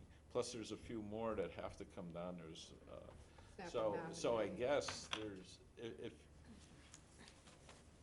if you don't restore that area. Most of the understory that was there, that's in the 50-foot buffer, I didn't see as much as disturbed. I think closer to the closer half to the road Right. is where it was torn, like really the ground was torn up and whatnot. So, yeah, I don't think, the Well, and I 0 to guess 50 wasn't too But I'm also, disturbed. I was looking, because there was still, I mean, there's still other trees that have to be removed, I mean, not just limbs, there was at least one trunk that was just split off. But they may not need to bring equipment down there I to know do it. that, yeah. But I'm just trying to, Mhm. and understand in terms of the condition of I the lot understand. itself. I'm a little bit confused by, Right. because of this tornado, what it did to that lot. Yeah, Amy, recommending denial under the regs for failure to meet mitigation requirements. Well, what would be the mitigation requirements that would meet our standards? It's a 2-to-1 mitigation requirement. In this case, their argument, and if it gets to that point, will have to be made, is that they can't. It's by the- impossible, it's physically impossible to do 2-to-1 mitigation. So what But the you've done. commission can consider other types of mitigation. Well, then, you have to quantify that for the applicant. I Mhm. mean, it's not fair to an applicant for you just to say, go off and find something to mitigate. I mean, it's just not fair. You can't, you have to quantify the impact. And what you're doing is you're biasing and you're setting yourself for arbitrary and capricious decisions when you favor a disturbed site. So if this house or a gigantic footprint could be put on a lot that's already disturbed. When you have an undisturbed lot, you cannot. It's not that you don't want to. The math does not work. You can't put a house and a driveway and a septic system leave a 50-foot buffer on this lot specifically, it's physically impossible to meet your mitigation. And a neighbor who doesn't like a project, they're certainly not going to help you find mitigation. They're gonna use it as an opportunity to stop your project. We asked, at the first hearing, do you have a project that you would like contribution to? You're still a little fuzzy because you're not quantifying what the impact is. There is no impact because the project meets every other performance standard. Just the 2-to-1 mitigation it can't meet. We asked for a variance in my follow-up letter. We did ask for a variance. You are currently looking, because somebody must recognize that this is a problem, and you're looking to change your regulations to provide in lieu fee. So I don't think it's fair to this applicant that he's penalized, and the hurricane had nothing to do with anything. All that hurricane cleanup was permitted, so nothing illegal has happened on this site. I wasn't suggesting We're not saying that. it's But, and then illegal. I have to see We're it. saying I it honestly, opens it now I up. want to go see it, because I took my bike and toured Brooks Park, and it was pretty horrific. Yeah. According to Amy, I'm just listening to Amy, that most of that destruction is where it was going to be constructed upon anyway. This neighborhood is already densely populated. This house is not going to be any closer to the pond than all the other houses there. I promise you, this septic system is going to be the most environmentally friendly septic system than a lot of houses there, because it conforms to current regulations of Title V. So to deny this project, you're setting us up for a good appeal. But, well, the other question I wanted to ask besides the mitigation part was, you made the comment, you hadn't addressed the plan being within that 50 to 60 foot range, but you might change it. So, we're not gonna approve something, the plan, without seeing the actual Well, change. I would just ask it as a condition of the approval. You have to also, somebody who's a buyer and is spending a lot of, spending time and money and coming back to hearings and paying me, if that was the problem, then you could approve it contingent upon receipt of a revised plan, and that's an easy fix. It's just a setback. It's such a small deck area, I would recommend you wouldn't, if that was the hinge point for this, that you don't close the hearing, you vote, don't close the hearing, and then between now and orders of conditions, they provide that revision, and that way you would see it anyways when, at the orders, so. Okay. I don't have anything else. Well, yeah, to me, the sticking point is the mitigation. I think the house, the project's otherwise approvable. I look at the mitigation requirements, it's all about impact. So when you have an existing totally disturbed lot and a project's approved, and they can do some plantings and move the project back and naturalize some areas, it has a positive impact to the resource. And that's the purpose of mitigation. In this case, we'll have some negative impact because we now have a house that's close to the pond, close to the priority habitat and all that. So that's the purpose of mitigation, is just to offset that at a 2-to-1 ratio. We have had a few other projects come before us in the past year with the same condition. They've mitigated on other properties, essentially. Other properties that they already owned? That they owned, yeah. They owned. He doesn't own another property that Yeah. could enjoy mitigation. This lot in this project has been proposed exactly where it has to go. We can't move it back, and it meets your setbacks, or will meet your setbacks if that was the only hang-up. Yeah, So I'm not seeing where the impact, I'm not seeing where you're gonna hang your hat on an impact. Well, we're not saying that just because we allow a house to be built within 60 feet, we're not saying there's no impacts. We're saying that we'll allow it to be built, and then it'll be mitigated at 2-to-1, so it'll actually end up with a net positive benefit. But you can't do it. And yeah, we have accepted, I'm a proponent of spelling out alternatives in our regulations, and we're gonna look at that later. However, we're already allowed to accept any of those alternatives as is, and if something could come up, I think the project is approvable.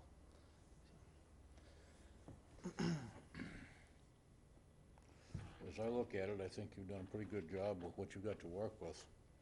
And if there's an opportunity to bolster the planting anywhere on the, anywhere on that slope, I think it would be beneficial. And other than that, I really don't have any issue with it because I think it's very sensible.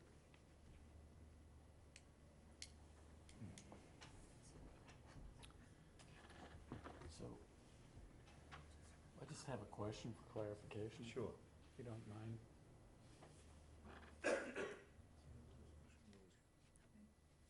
So, in your narrative, you refer to requesting a waiver from the regulation prohibiting new structures within the 50-foot buffer zone. That was the original narrative. That was the, no, I'd send you a Okay. supplemental letter dated But July that's, you 28th. also refer to that in your comments, so there is no part of the structure that's inside the 50-foot buffer. I should have said between 50 and 60. I apologize see. if I Okay, if I all right. got it wrong. And he has the littler Yeah, deck. I'm sorry. That should have said 60. Well, the bulkhead would be, is between, within 60. Yeah, but not Within within the 50. The original way back proposal did, so that could have, I think I copied and pasted some of my stuff. Some of it just didn't warrant revision. But, so that might have accident, clearly I needed to look at it, so I apologize that I missed that. Okay, well, I also have a question about whether this is approvable. Your arguments notwithstanding, that there still is a regulation that requires 2-to-1 mitigation, and the fact that it's not possible on this lot does not, in my mind, negate that requirement. And as Jim was pointing out, the whole point is to make up for the impact that the structure is going to have on the lot, and you're not proposing any way to do that at this point. I think it makes it difficult for us to approve this. As much as I would like to be able to say yes, I think it's problematic. I don't see how we can just ignore that regulation for you. Well, we've had regulations, I've been involved in projects that regulations were determined, I'm just gonna simplify it, to not make sense, or to have no scientific basis, and they've been struck out. I think that another point, and I'm gonna agree to disagree with the attorney, Clemson, is that conditioning work in a buffer zone is to protect the wetland, and I don't believe the way your regulation, unlike Chatham, who actually passed a bylaw that defined adjacent upland resource areas, Bill's still here, he'll know this, actually as a resource area. So they get to do all kinds of, make all kinds of standards and performance standards to the buffer zone because they've redefined it under bylaw as a resource area. I don't believe you've done that yet. So your conditions for work in a buffer zone have to directly relate to impacts to the resource area. And yes, the buffer zone's going to be impacted, but your other regulations that you've developed to protect the resource area we followed or will follow. So, excuse me, but are you implying there's no scientific basis for requiring a 2-to-1 mitigation? There's no scientific basis for establishing that there is, in fact, an impact on removing vegetation, removing natural habitat, and putting a house there? There's no scientific basis for that? There's no regulatory basis for it Oh, because but you're not saying well, there's no because scientific yes, basis? because when we meet your performance standards, we enjoy the presumption. So we meet a performance standard of having a septic system over 100 feet away. We enjoy a presumption, and in order for you to overcome that presumption, you have to provide credible evidence by an expert that I'm wrong. I enjoy the presumption. When we meet the 60-foot setback, we enjoy the presumption per your regulations that we are not going to impact the resource area. You are then faced with the burden of presenting an expert to refute that. So all these other ones we've met, so from a science point of view, until you present evidence otherwise, we enjoy the presumption. But we're not arguing that you haven't met all those. We're saying there's another one you haven't met. So I don't know what the Well, I argument don't is about. disagree that there's habitat disturbed, but there's habitat in the buffer zone. That's a key point, I think, because we don't have performance standards for the buffer zone, but we do have clear direction, I think, to minimize impacts to wildlife corridors and wildlife habitat in the buffer zone. And that's where the mitigation comes. So really hard for me to relax that when you have so much disturbance in the buffer zone. I don't see where you have that, It's not a performance standard, I agree with you. It's not, and I wish we had that, but I do see language that directs us to minimize that, so. And to me, that relates to the 2-to-1 mitigation. So the vehicle is a variance, and in my mind, this is a tough variance for that reason. And so, it would be a nice test case for you. well, for everybody. Well, I think maybe if you went back and looked again, because if you could come up with more mitigation, it would help us. And so if you could try, before you take everybody to court, just try to see if there's some, On site, I mean, we could On potentially site. do some, I haven't seen it, so I have to go back and Well- see if the hurricane has provided an opportunity. I don't think- Tornado. I mean, Dan obviously has to be in agreement with that, and I have to go back and look, but I also, so I think before you go to court, you might go back and well, look. I also would like some consensus from the board that that is something that you're willing to look at, before we continue again. And Just to provide a counter-argument to what you're saying is, yes, it wasn't disturbed, it has been disturbed, cleaning up storm damage, but still, left undisturbed from this point on, it would revert to a natural state. If we go along and grant the variance, then that won't happen, so I think that's a better way to think about it. I mean, granting the variance abandons that bit of natural habitat there. For whatever good that is, we're abandoning that. And that's the thing to take under consideration, in my view.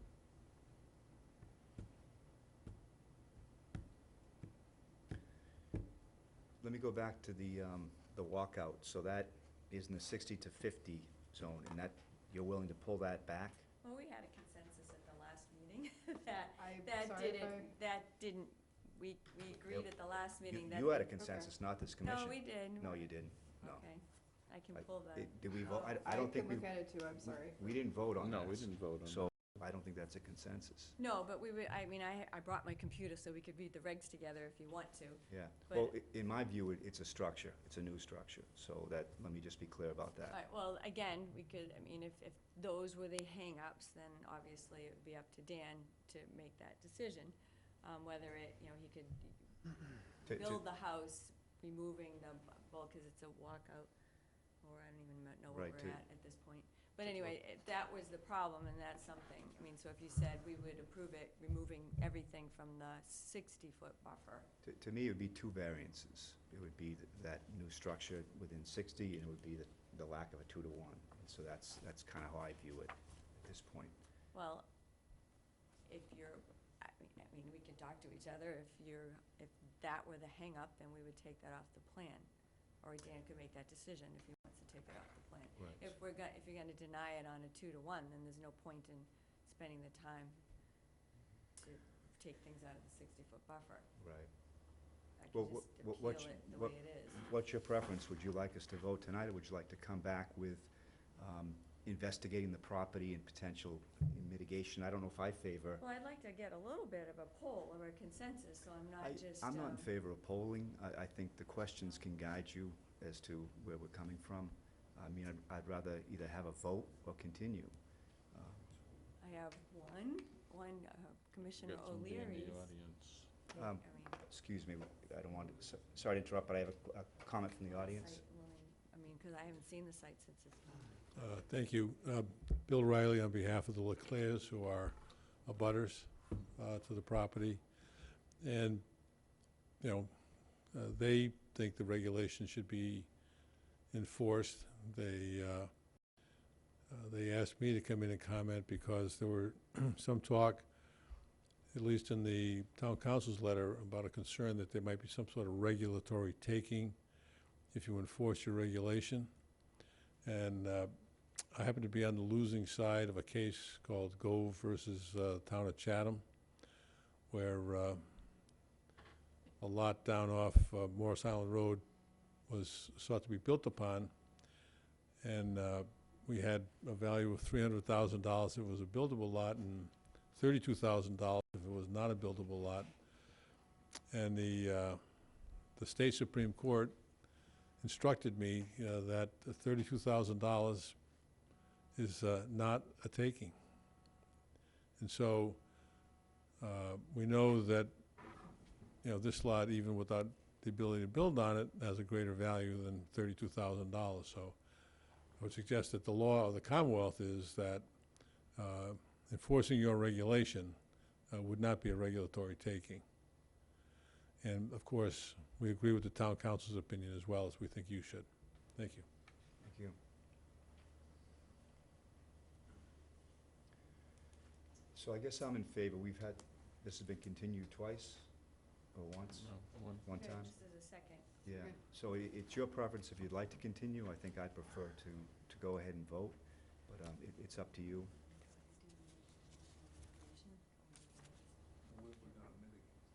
On-site. Where? I haven't seen it, but it would be somewhere, I don't know what it looks like. All the counties is there. We don't have anything up here. So it would just be enhanced planning. I don't know if that's worthwhile. Maybe Commissioner McGuire could watch the previous tape and vote on the next project or next hearing. So, what's the deal? Do you want more mitigation, more planning in that area, in the buffer zone? I think what you're hearing is, among some members, there's a reluctance to issue a variance for the 2-to-1 mitigation. So they're saying you could plant the bejeebus out of this and It you, won't matter. won't matter. We're not saying that. We're really not saying that. Well, I- we'd never give you 2-to-1. I think there are concerns that you are gonna have some disruption in the buffer zone, to wildlife habitat, wildlife corridor. And so therefore, our regs say 2-to-1 mitigation is required. And so we don't feel, at least some of us, I don't feel, that a variance is really warranted in this condition. And it is a tough one, but I just, that's how I feel right now, and I feel the same way about the structures, new structures in the within 60 feet. So, So if you change your regulations to accept in lieu fees, then this wouldn't require a variance. it would require an acceptable proposal as an in lieu restoration. I don't understand what that means. You're just Well, going to, in lieu fee means you're contributing fees to restore something someplace else to compensate for the impact you had. And so in this case, I think it would be, if we had that, it could qualify. So maybe you want to continue and wait for us to work on that maybe that's an option too. You might want to just see how the vote goes tonight. Doesn't new construction within the 100 require a variance? No, no, she would, you What? would be here. no. Okay, let's go. You want to continue? Okay. Do you want just 2 weeks? Could be months. They have to actually go to a Yeah. town meeting. When Well, is- yes, so to change to adopt in lieu fees, it would be a change to one of our funding mechanisms, which requires town meeting vote. In terms of, there are other, we can't, because it's, it's town meeting vote. But in terms of, if you were to offer other options for mitigation, the commission could potentially accept it. I think we've looked at other options. I mean, Okay, there I'm doesn't just- seem to be much available. Yeah. Yeah. So, I mean, you've created a situation whereby this lot is useless without us suing. Has there been previous attempts to develop this lot? I have no idea. Yeah, I'm curious. I don't know either. I mean, and it's, the appeals procedure is a new trial before a judge. Mhm. So it's not even a review of the record. So we weren't talking about a taking, we were just, I mean, we want to work with you, but Mhm. I you think kind of slammed up a wall here. you know what I mean? another point maybe that hasn't been brought up, the mitigation doesn't necessarily have to be on another property that you own, it could be on another property that someone else owns. It just needs to be something that we approve, that makes sense to us. So if you came up with a proposal of mitigating at a 2-to-1 ratio by square footage on another property that you know of somewhere, then that is something we could consider under our current regulations, I believe. Mhm. I don't hear someone really saying. He's just said you could look at off-site mitigation. Offsite, Yeah. yeah, well, we talked about that. I mean, you don't have a program where you have, I would assume that at some point, if you continue and you're upheld with this 2-to-1, that you will have some kind of program where you have issues throughout the town that you want taken care of. You know, when you adopt a program and you say, okay, I come in with this situation, you say, okay, take care of this program, this particular site over in East Harwich or whatever, and then we'll have a deal. You know, but right now, you don't have anything like that. So they're looking. You don't have a way for me to make things work for you. It's a difficult decision on a variance right now. Well, it is, I understand that, but I mean, you created this bylaw, and it seems to me it was a little bit premature. You know, I understand you were trying to protect the wetlands and so forth, but there's no way to bargain with you, you know? It's a difficult lot 'cause it's so tight, and I think there's just not a lot of room to work. And so that's, It is, and we requested the variances, you know? yeah, and I think, we've just seen a lot of variances, in recent years, and I think we're looking at things very closely. A lot of houses built too, I mean, over the years and so forth, I mean, and all of a sudden, it's like you're slamming the door, you know? I would say that there's still a lot happening, and so I think it's probably all the more important for us to really scrutinize variance requests than ever before. So I think it's kind of a catch-22 for you folks, I agree. Yeah, sure is. It is, but it's also a marginal lot, I think, in terms of impacts. So I think absolutely, you're using a lot of that 50 to 100 buffer. And so, to me, that's functional habitat right now that should be compensated for. And it's a misfortune, you don't have the space. I would be glad to compensate you, point us in the direction. Okay. You know? I don't think it's fair that I go wandering around town, finding a project that's gonna be, It's up to us to quantify, to set the rules. It is, and it's really difficult for you because the rules aren't in place yet. But I'm not willing to vote tonight to grant a variance on this type of project that I think is a marginal approval at best. So that's just how I feel. But, I'm sorry, but I'd like to clarify that we're not slamming the door on you finding a way to do it. It requires initiative on your part, because, as you say, there are no existing programs that we can just slot you into and make it easy for you. But the opportunity is there. There are probably plenty of things, but it does require your initiative to find these things. If this is sufficiently important to you, then you can take the initiative and find these things and bring something to us that we can approve. what do you say? Go look some more. He says it's your burden to go find something to mitigate. I think that's very funny. So do you want them Okay, to vote or do we're you want done. to continue? Can we continue this thing? Okay. Do you want 2 weeks or do you want a month? This is fine. Okay. I move that we continue the project until September 17th? 18th, September 18th. Second, all those in favor say aye. Aye. Thank you. Very good, thank you. Thank you. Even if we came up with and changed the bylaws, we were still not gonna necessarily. Am I not speaking up, or am I just not making a There's still alternatives, there's still gonna be up to people to recommend. Right, but we have a set of rules. No, but I mean, we're not gonna have margins for You them might to not, do. you can still view everything case by case. So, no, the comments they were making, Well, we don't have a project, so we weren't supposed to have to change our Hang on 1 second, guys, we gotta continue somebody else first, okay?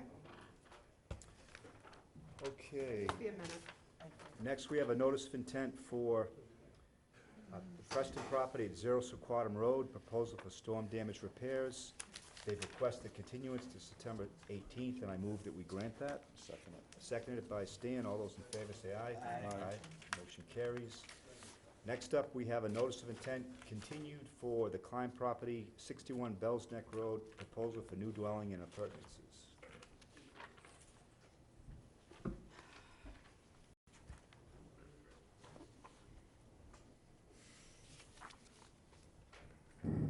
Good evening, Dan Croto, here with Jamie Klein, who is the applicant and one looking to purchase this property. This is a continuance from June, I believe. There was question of the meeting before that, there was a question about Jamie had paid for a wetland delineation by wetland scientists. The commission wanted their own. Daryl Swanson's also here, he's Jamie's business partner. There was a question about the wetland delineation, so the commission had a second delineation done on the property, and we picked that up and we put it on the map for everybody to see. Now, this is it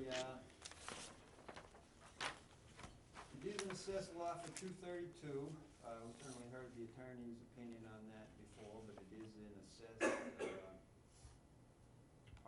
lot for 232. The house itself would meet building code requirements as proposed, does meet zoning, would meet health, does meet the conservation, but we're running into this 2-to-1 mitigation issue as well. And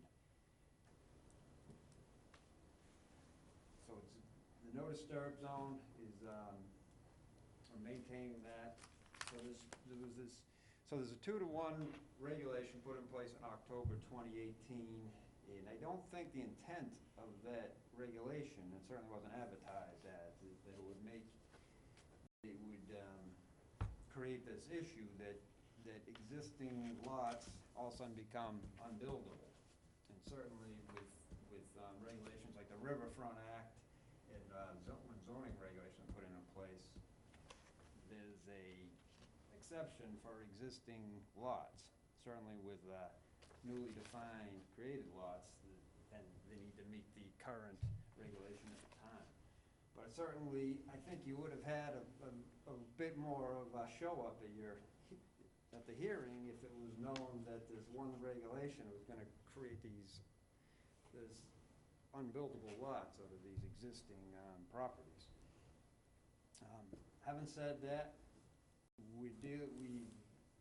the idea for this property, again, there's no off-site mitigation. There is the property to the north, which was 77 Bells Neck Road, which Daryl Swanson actually owns, is in the process of that is being turned over for conservation. So that's due to the lack of the septic being able to be outside the 100 feet for that.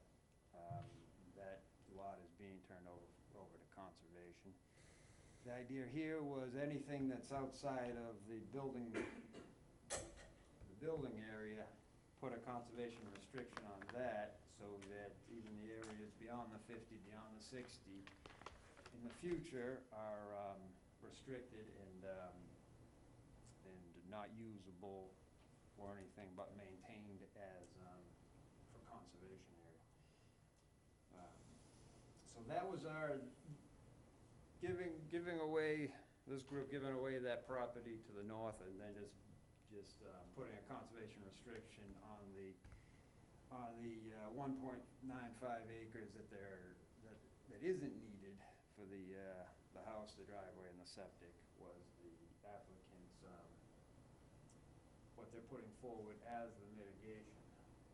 So with that, we'll just hear the comments about this plan separated from the last one. Thank you. Amy, you have a summary for us? Okay.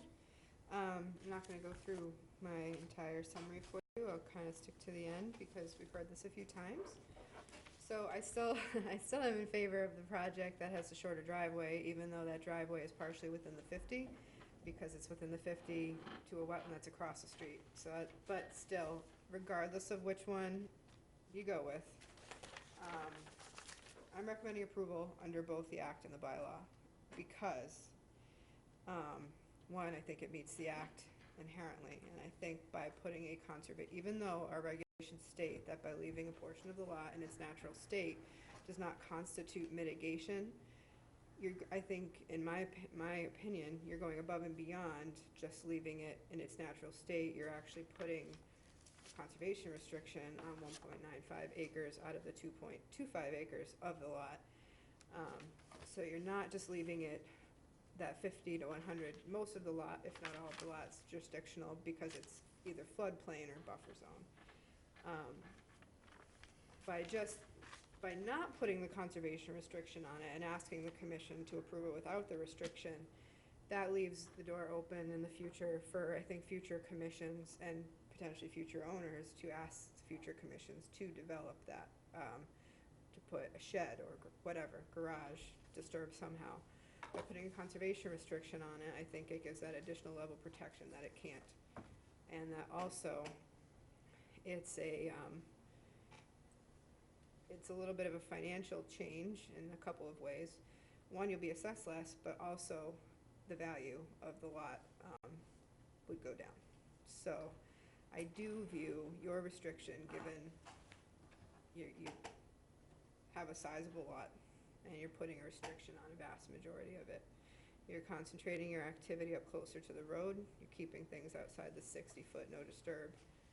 And still gonna petition for the shorter driveway, but I'm recommending approval for you. I think the shorter driveway, of course, the applicants would like that too. We were just trying to avoid that variance.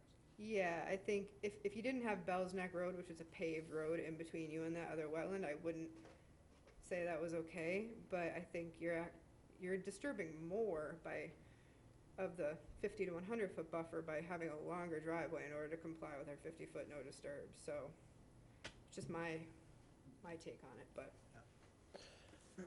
Thank you, Amy. John, do you want to start?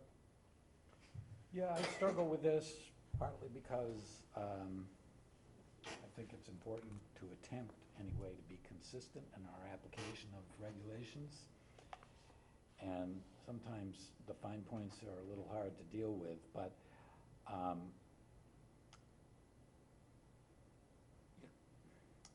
I do like the conservation restriction. I think that's a pretty big deal for this lot. So I'm still up in the air a little bit about it, but I do like that. And that may tip the balance for me.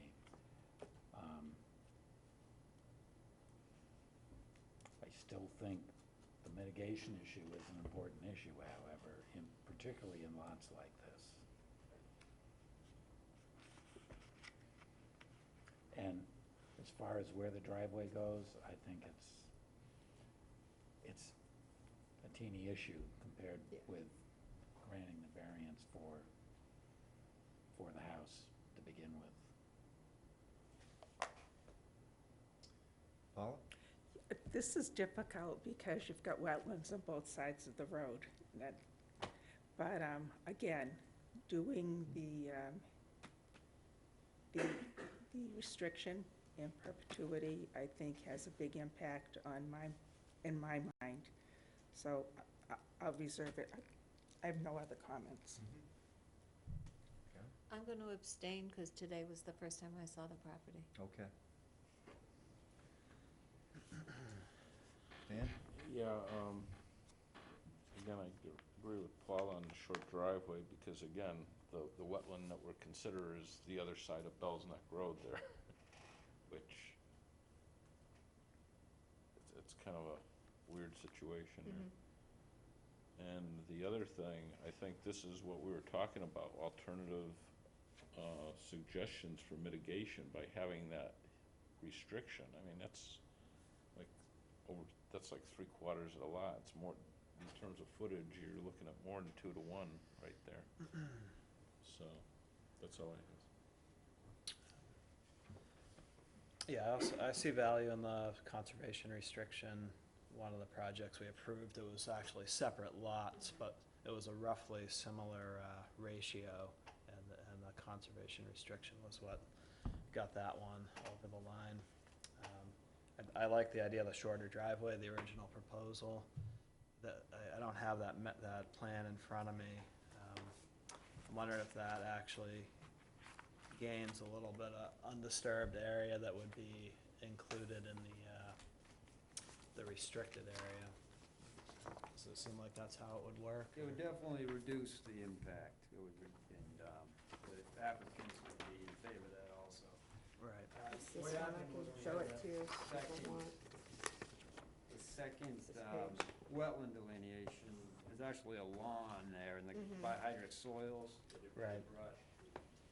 Brought it closer to the paved Bell's Neck Road on the opposite side. So their applicants would be. I certainly wouldn't want to see our regulations create more impacts. That's not the point, so I'm in favor of the smaller, the closer driveway. I think there's maybe a couple things that could still be done to minimize. I'm not sure if this is necessary on this plan. It looks like the corner of that work limit goes well into the no disturb zone. It probably doesn't need to be like that. If you kind of chamfered off the corner there, see how it actually goes to about 40 feet. To the That's to the north corner of the limit of work. north and west. Oh, I didn't Yeah. even, yeah. It seems like with the project that could be brought back. Yes, I don't see you mean the same as on the northeast side? Cut in as that does? Yeah, I believe it's the northeast corner of the limit of work. And do that same cutting on the northwest side. Right, yeah, just hold it to the 50 foot at least, and then when we deal with these situations, it becomes important to kind of define the limit of work after the project's done, and some shrubs, some native shrub plantings are a good solution there, in my opinion. Just so it doesn't end up being encroachment over time. There's just like kind of a definition to the area. It looks like you already have some shrubs planned for the area that's disturbed by the septic lines. That would be essentially. No, those are the trees that are Those there. are existing. So is there any sort of planting plan for just getting that? There wasn't, the plan was to keep the disturbance as small as possible. And then right along the driveway and right around the house, just conservation grass. And that grass mix, Trying to yeah. keep everything within 10 feet of the house and driveway.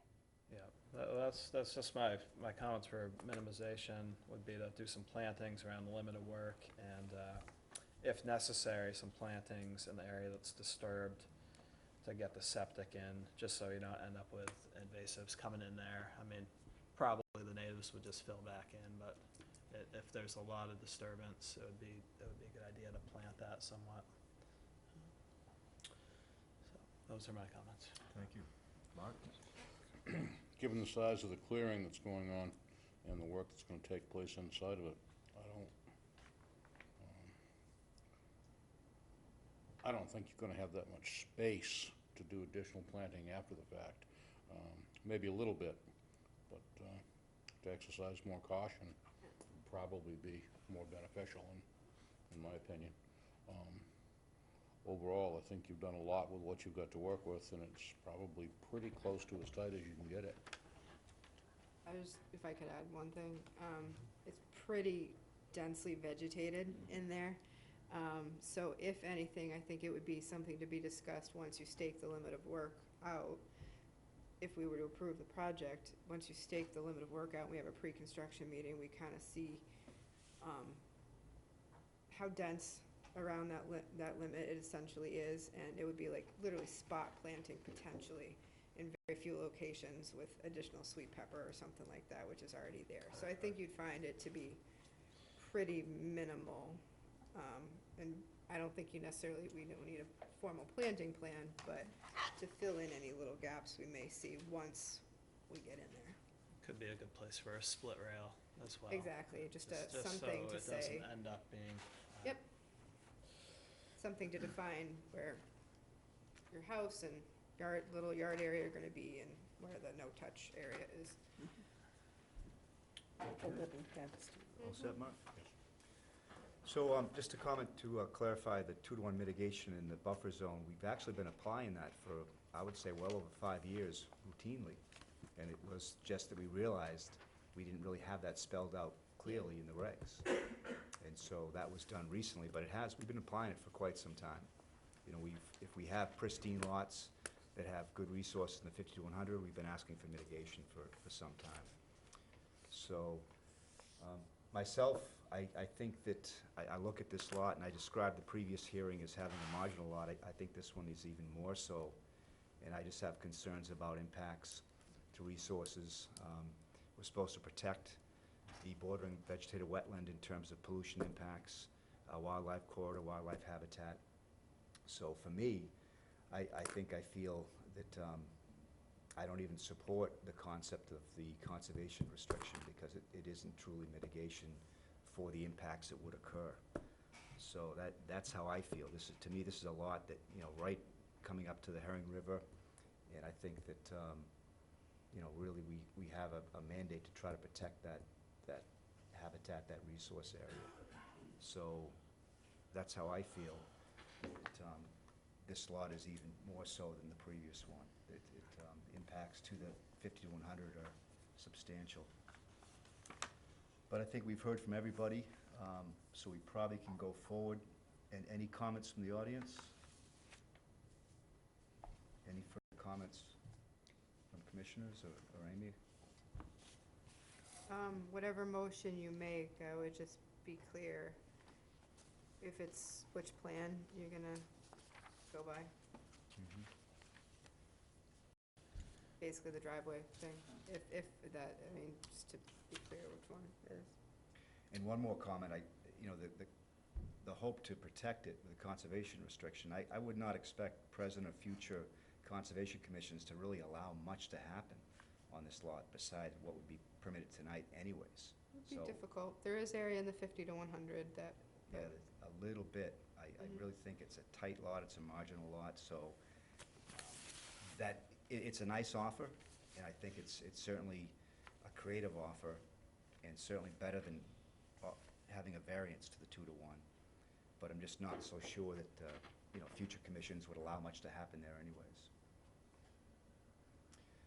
And also note that, Darrell is donating the lot next door to this conservation. Right. That's a generous donation. To the trust. I think that future commissions could be more strict, could be less strict. I think with the sewers coming down, there's a chance for it to be less strict, but we're definitely, but their offer is to, lock it up no matter what. Yeah, it's a fair comment to make. I know in previous hearings, I encouraged to look into the concept of having this property donated. Well, I realize it's not your property yet, but to me, it was a real good candidate for gaining the tax benefits of having it become conservation land. So I thought that, in terms of looking at alternatives, I thought it was a real good candidate for that. So, but I know it's not your responsibility to look into that. We did look into that, and we had no takers, unfortunately. We did look into that.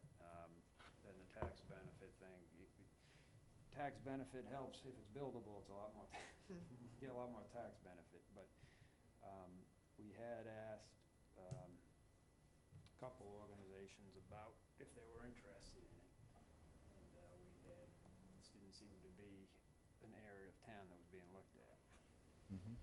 What's the size of the adjacent lot? Three-quarters of an acre. Three-quarters of an acre. It has some upland, but it's nothing outside the 100, so you couldn't get a septic on there. It's just tight. I never had it really surveyed or anything. There was an existing cottage on it at one point. They tore it down. So, like I said, I was gonna hold on to it. And I could wait for sewer to come in and argue that we take Right. it now, or I could donate it. So are you proposing that as part of this project essentially, as one of the conditions that that lot would be? I talked to Michael, was it Michael Lake? Bach, yeah. Right. The state just approved everything yesterday, so it's in the process of getting appraised right now. So it's kind of. Okay. But you're kind of offering that as a condition that would be going to conservation permanently? But Jim, how is that relevant to the proposal? If they're offering it as part of their mitigation package. It's a separate property. Yeah, Well, we're allowed to accept mitigation on Offsite, separate yeah. properties, yeah, that's. But I didn't understand that that was actually being, Yeah. We didn't know until Part of tonight this. about that, but it's something the Well, commission can consider. It's in the process, but it's nothing saying it's definitely going through. no, but I mean, even when I first heard that, I didn't associate that with this project. It wasn't originally connected, no, but Yeah. we're willing to Connect them. connect it in that he's starting the process, and we'd certainly say that as a condition for the mitigation, that property would have to go to conservation. Yeah, that's just, Just would increasing just the amount. be a condition of motion or. Yeah, I don't know. There's no connection, there's no part of the notice of intent that would indicate that. I don't know, it just came to our It's kind attention. of offsite mitigation. Yeah. It's Not really, so much about- it's really favorable for that area. Yeah. It's great that it's happening, but Yeah. I don't know how we could consider it as you're I guess suggesting. I was just pointing out that the overall size of the piece of land that this group here is conservation restricting, is larger than what's showing here. It makes some difference to me anyway, and you know, How does that, increasing that size of the conservation area from 2 acres to Well, I almost think 3 it- acres. so. If it was a part of the original proposal, and it We was all feel that- finalized, then I would, Yeah, we didn't feel we needed that as part of the proposal. They brought it up to me that is happening, he's in the process of doing that, so we thought we'd mention it. But we were sticking with this plan on its own merits, but on top of that, to make sure that Daryl goes through with his contribution, that can certainly be part of it. The contribution sounds good until you see actually what the state's gonna give you, so if it's less than he expected, maybe he doesn't want to do the contribution. But as part of this, it sounds like they're willing to make sure that it goes into this 1.95 acres. yeah, I think we would need to see a document from the Harwich Conservation Trust that this was, Doesn't have to be to the trust either. It could be to any conservation organization, You could just have a restriction put on it even, just have to. sure, but to be part of this package here, you know, I think you should vote, have it in the back of your heads, but I would vote on this project on its own merit. yeah. I think it's certainly Don't very desirable attach for it you to a do. motion. Absolutely. I don't know how you I can. consider it mitigation. No, I There's agree. nothing introduced to the hearing that would suggest other than, We did that on that other project on down by Saquatucket, where the guy owned 4 or 5 properties, and he just introduced, he said, well, as part of this, I'll offer these other 3 properties. that was put into the project and they came back, it was continued. That was the same No. day. Really? Yeah. They still haven't finished executing that. I'm still working with them on that. Yeah. Well, So, I know I'd wanna see documents, that one Why snuck does it by take perhaps. this long? The recording, the document's done. It's just going through all the process. Yeah, that, Julian there was no documentation, so we really took it on faith. Yeah, they're doing it. I have the draft document. It's just going through all the channels right It was a condition of the, it was in the order Yeah, I of said they're not getting conditions. the certificate of compliance. You don't get the certificate of, in that instance, they're not getting the certificate of compliance until they execute that. I think it would be basically the same situation. Yeah, to me, it's a teaser that just got introduced. I don't agree with you. I guess I have a different viewpoint, because I think that this project has impacts that Right, are not right. mitigated for by what's proposed. Yeah, I hear that. It wasn't meant to be, it was brought to me, and I wasn't planning on introducing it until the last hearing. I heard so much about offsite mitigation. If we're gonna vote on it, I'd rather include it, just so, in case it passes, that we have all that.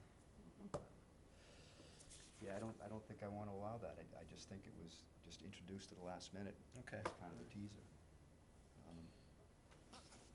I think, well, what we need to have is a motion.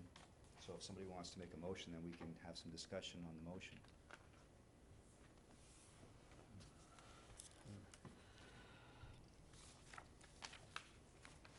Well,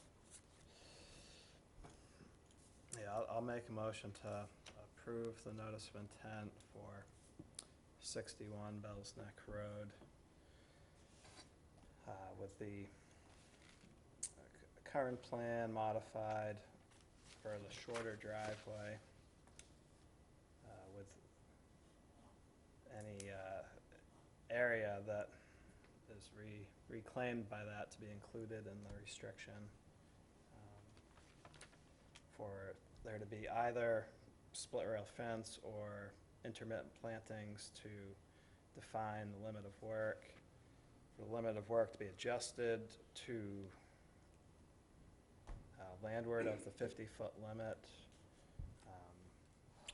and with the inclusion that the adjacent property to the north have a permanent conservation restriction.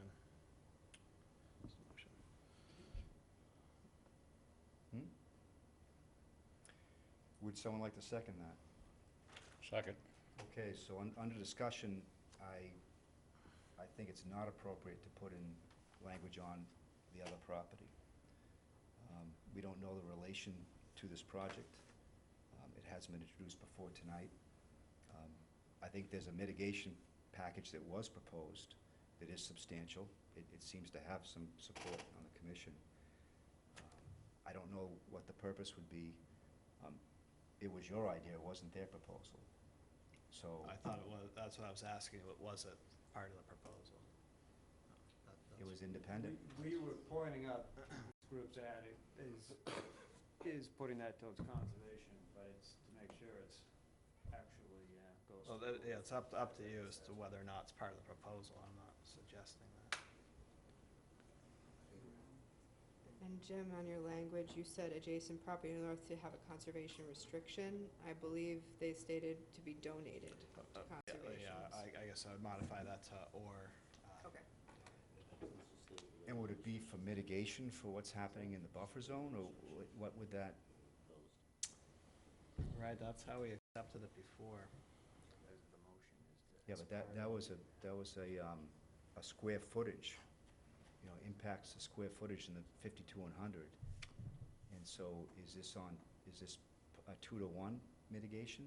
I mean, there's no proposal, Jim. I don't know. It's hard, yeah, and the other one, he disturbed maybe a quarter acre, half acre, and donated about 4 acres. And to me, that was a valuable, benefit. There was, they were all marginal lots similar to this, essentially. Right, and he owned them all. He owned them all. Right, in this case, they're not the owners yet. Yep. So we have an owner who, would like to go into a partnership to buy this property, who has some actions that we just heard of tonight. And it wasn't proposed to be the mitigation action. So, I don't know how others feel about that, but it seems like we should be acting on what has been proposed for mitigation.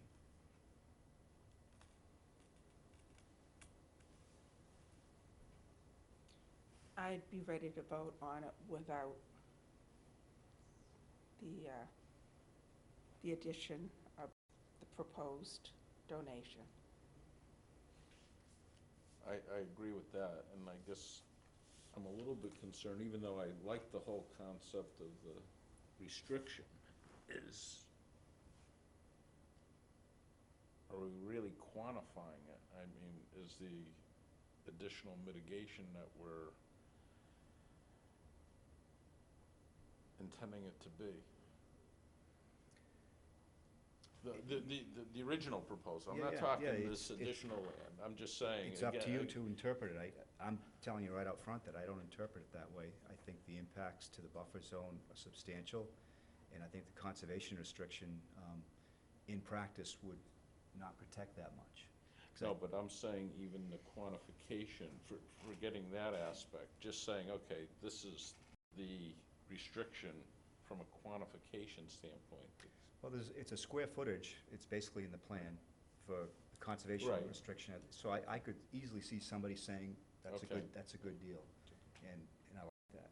I'm just telling you, as I read the act under wildlife impacts and pollution impacts for this lot, I don't think this lot should be developed.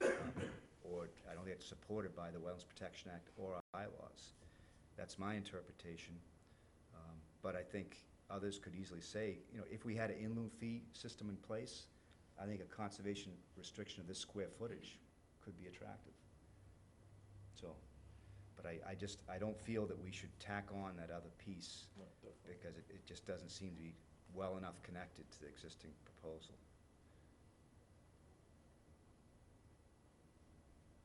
So I guess I'm asking you to modify. Okay, so I'll modify that to omit the Okay. part about the Okay. second piece. Any further comments? Any comments from the audience? Okay. All those in favor of the motion on the table, say aye. Aye. Aye. Those opposed? No. Opposed? Can you be a little, sorry, who were the ayes? So we have 4, 4-2, 1 abstention. 4 to 2 to 1. Motion carries. Motion carries. Thank you. Thank you. It's a non-action.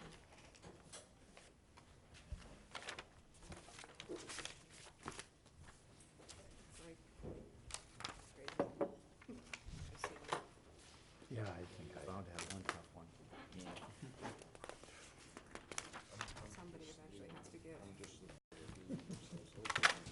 all of these that we said, okay, that is considered. I think it is. Yeah, and I felt the other way, but at the same time, it's a pretty good package. Okay, next on the agenda, we have Witchmere Harbor Real Estate LLC, 23 Snow Inn Road, proposal for seasonal deck, tiki bar, lockers, mitigation plantings, and discussion on chemical applications in the property. Good evening. Good evening. Harwich with Coastal Engineering Company, here with Andrew Singer and Bill Danchert from Witchmere.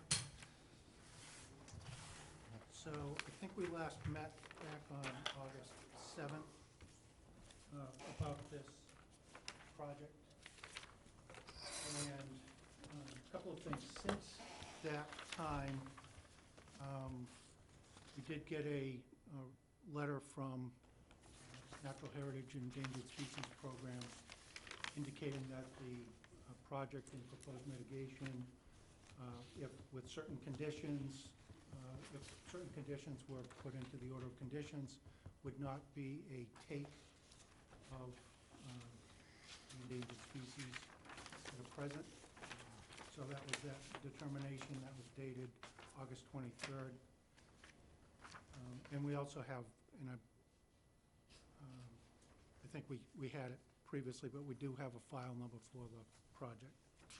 So when we last met, we had proposed for the approximately 2,000 square feet of deck and the storage boxes on the beach,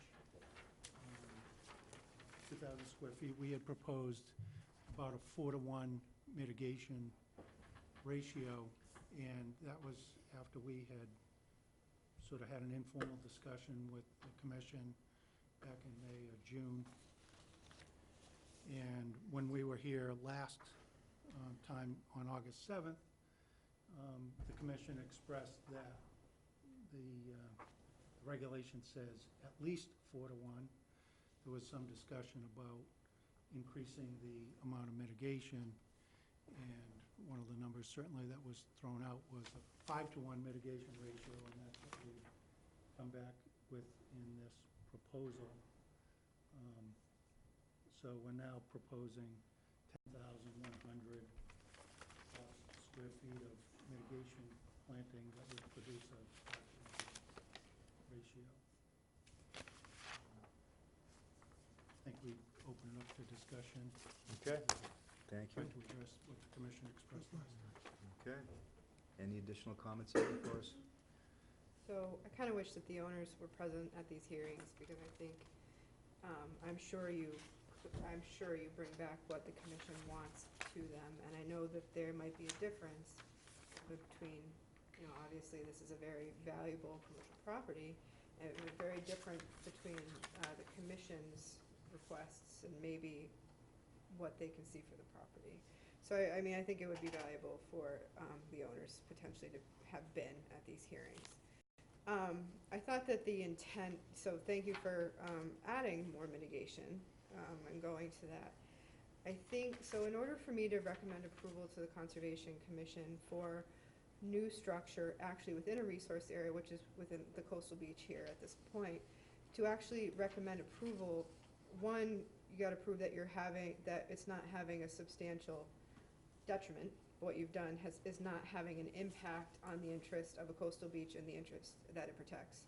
And two, in order to allow that to stay, I would have to see that what you're proposing is having a substantial net benefit to the resource areas or its interests, in this case, maybe wildlife habitat. So what I took away from our last meeting was the commission wanted more mitigation, one, because we can ask for above and beyond the 4-to-1. But I would have liked to have seen it orientated differently, the mitigation. It really seems like it's on the west side, it does add to the dune system there, but on the east side, I had mentioned I didn't see the necessity of it going all the way up to where the condos were, trying to focus it more down parallel rather than perpendicular to the shoreline, while still understanding you have people who expect to use the beach and get access to the water. So in terms of assisting you in storm damage prevention and flood control, things like that, maybe your mitigation, instead of funneling up to the north, extending across a little bit more frontage would be helpful. In terms of habitat as well, I just think there could be better location for some of that mitigation to improve habitat value. So unfortunately at this time I can't recommend approval of keeping the tiki bar with this current mitigation proposal. Could I just address something you said Sure. about the performance standards? Mm-hmm. And I think I did go through this when I made the presentation at the initial hearing, but also here in the, when the state issued the file number for the project.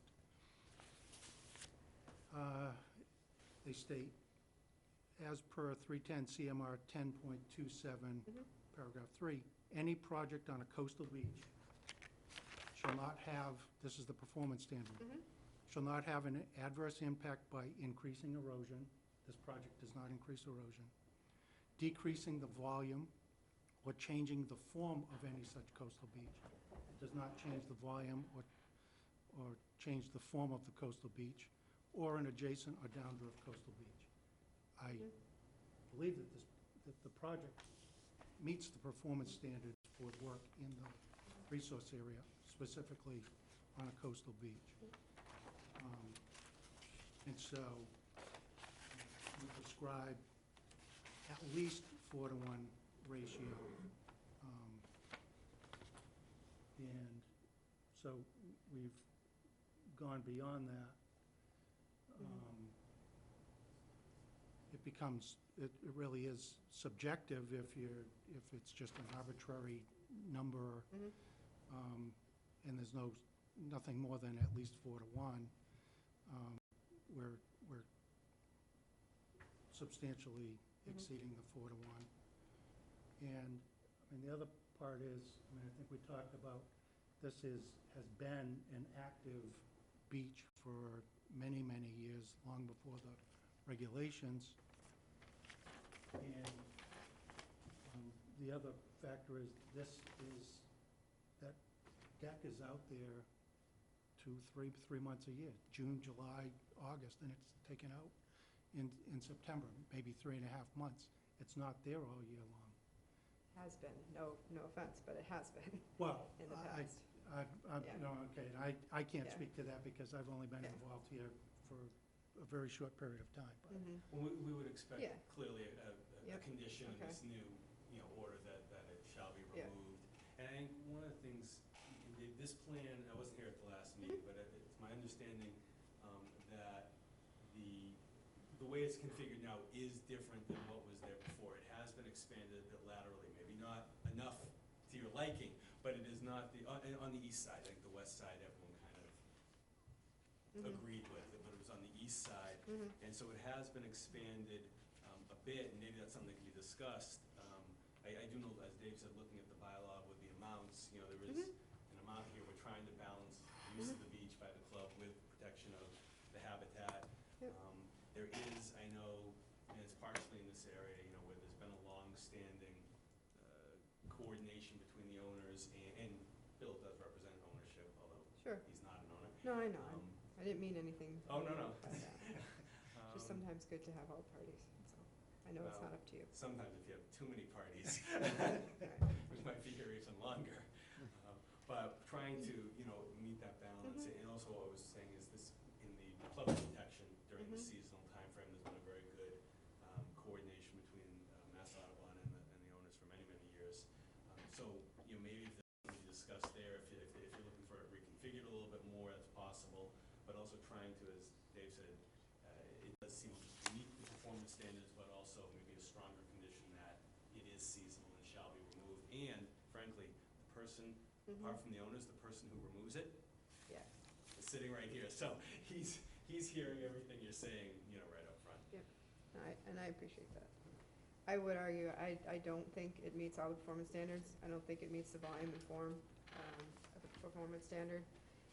You have a permanent hard structure there, and granted, it's only there for a few months out of the year, but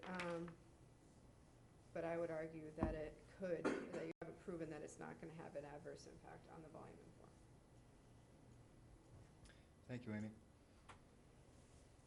And I would just add up front before I ask folks to say that I think if this came before us, before it was put in place, that I think that we would have perhaps approved it with substantial mitigation. I think that probably is the way it might have gone. So I think that's what we're looking at today, I think, is, that figure of mitigation. You have to prove that there's a substantial environmental benefit, not just, and really taking care to the location of that mitigation along your frontage.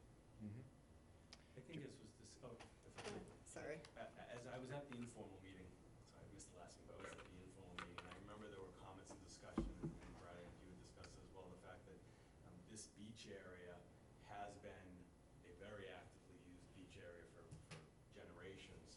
It's actually, as you well know, a growing beach area, which is a very unique situation as well.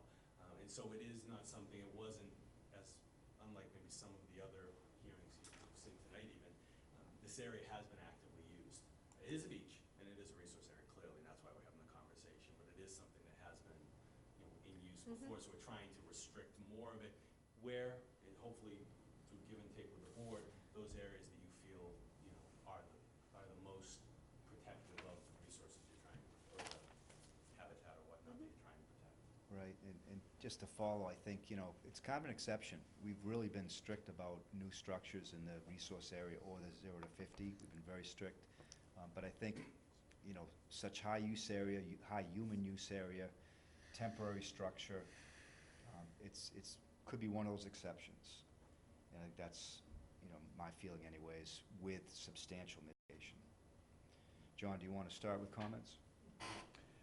Yeah, I mean, I basically support what Amy has to say. I guess my personal observation about the site is that you have a vast bit of beach there. And to your benefit, you point out, and have pointed out several times, you have been the beneficiaries of, whatever you call it, downwash, a growing beach, and you seem reluctant to give any of that back. I mean, I would like to see a much more substantial mitigation area. And what you're doing now is just on the margins, attempting to have as little as possible change to this vast bit of sand you have there.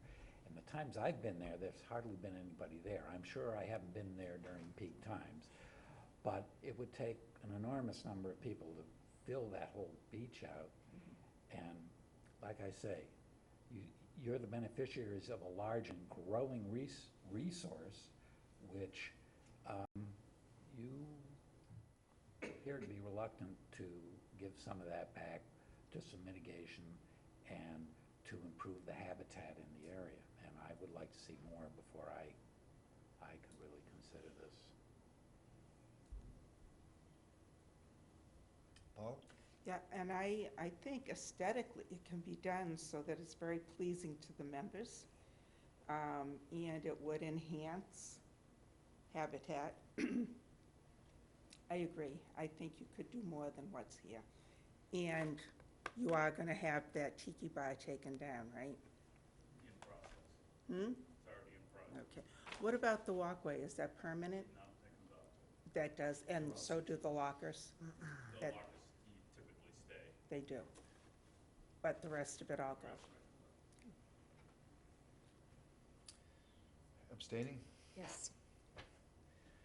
No additional comment. Okay.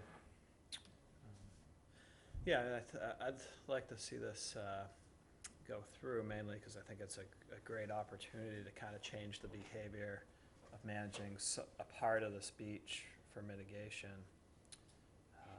I don't think necessarily much planting needs to be done. It's really just having some a defined area that's not going to Yeah. be raked. I'm not really familiar. I don't know if you could fill me in, Amy, exactly what the deal is with the raking permit there. I don't have it here. I actually meant to grab it. I don't have it here in front of me. I forgot. I don't know if they have it here, but they do have an active beach raking permit. Is that, I mean, because it's completely graded. I'd have to check about the grading. I don't know if we were silent on that. It's 2 to 3 times a week. And then I wondered if it applied to how old it was, if it applied to the half acre or so that's new, or? I don't know. Yeah, To be honest, I don't know. number. I definitely could look into it. I meant to, and I apologize for not having Can you that. describe your practices on raking? Yeah, we rake once a week. Typically on Friday, don't go below the high water Right. and rake pretty much. Yeah, I mean, it does. Manual or? No, with the machine. Yeah. with the rake. That's- It more or less just dresses, it doesn't pick up a lot. The first couple of rakings in the season picks up more of the shells and whatnot, but after that, it's just more. Yeah, I've just noticed that in the spring you have the plover areas and the vegetation grows right up. It's essentially a vegetated dune within months, and then they rake it all off, which I'm not sure, maybe the permit allows for that. I'm not sure about that, but anyway, I just see the opportunity to leave some area, and I don't think that maybe no planting needs to be done, but it is a vast beach, and just to see a decent sized area and be left alone each year would be a huge value to the resource, and that's why I think it's a good trade-off to approve this project. So that's my opinion on it. Maybe we can give them some ideas on that they can take back that might be more acceptable areas for additional planting, even if it's drawing it on our plans or showing them.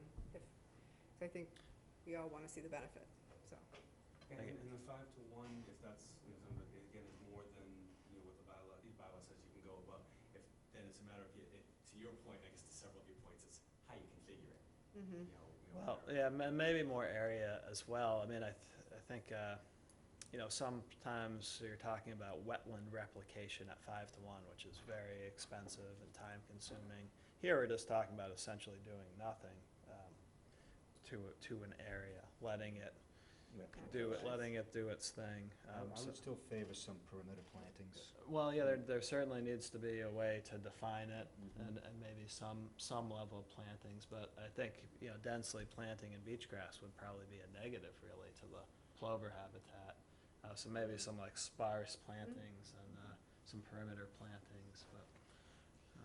Yeah, I agree. I noticed this spring, we talked about Red River. I mean, where it was roped off for the plovers. I mean, it was incredible how The seed it bank is so naturalized so strong there, because quickly. that whole dune area just blows seeds there all year Yeah.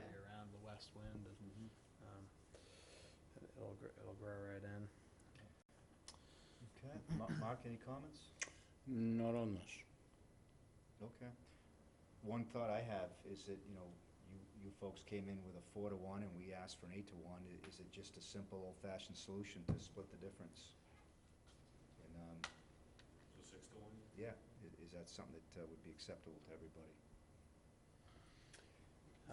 Would it be added to the,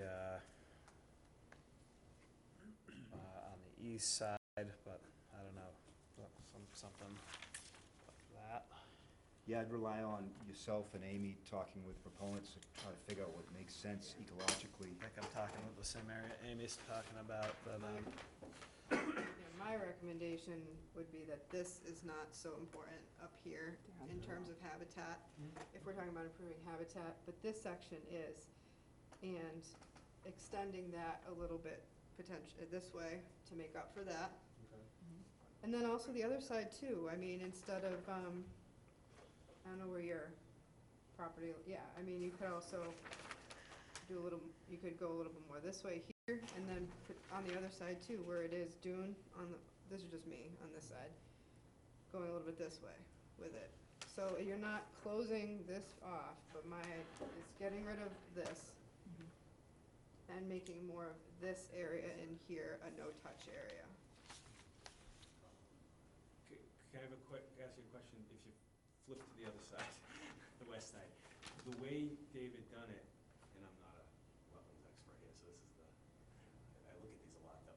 The way he did it is he tied right Yeah. into where this existing vegetation. Yeah. If you start punching that out a little bit, it may not work as well as maybe focusing more on the other Yeah. side where you were talking about. That's just, it was an idea. I mean, you could even potentially extend down here, but again, this area is already established dune area, and from what we've seen on site this year, granted every year's a little different, the plovers kind of preferred the middle, where all the activity was actually. But the terns were actively using this area for staging. Right. Very actively using that area for staging. So, this area, and I think I could see, and we've had plovers over here too, on the east end. So, I'm fine with splitting it or putting the vast majority, putting it on the east end, but less to the north, more along the southern area. Amy, would you want to get rid of that complete northern strip? It seems like it would have some benefit to reduce, eastward moving sand. Well, there is growth there already. Yeah, there's There is sand, existing there's beach grass. grass there. It's Yeah. labeled Well, plant that next. section is 25 feet wide. I mean, if we narrowed that up, not got rid of it completely, but we need to get some consensus, because it's, Yeah. I'm in favor of not doing that 20-foot wide there and no, putting. no, we no, do I'm it saying, 10 feet wide let's or say it was, if it narrowed up, I mean, we need a little bit, I mean, I think, I know what your position is. I'm hearing something a little different Okay, sorry. from Brad, but if we Well, can, I was asking the question. Certainly, Amy's worked a lot with these You wanna, plants more than I have. Pencil in a proposal, Amy, and we could look at it. Wait a minute. We can. If there's already beach grass there, how is It's right that? here, It'll be widening, it'll be deeper so to it's add this to. I see, it's area that. right Yeah, here. we're gonna It's add gonna another bigger. 25 feet to what's existing, but. Right So there. whatever that area is, this is just a rough idea. Well, we can come up, what I would ask, maybe I could ask this, Thinking because like I think we are working towards, towards something that's mutually satisfying to everyone.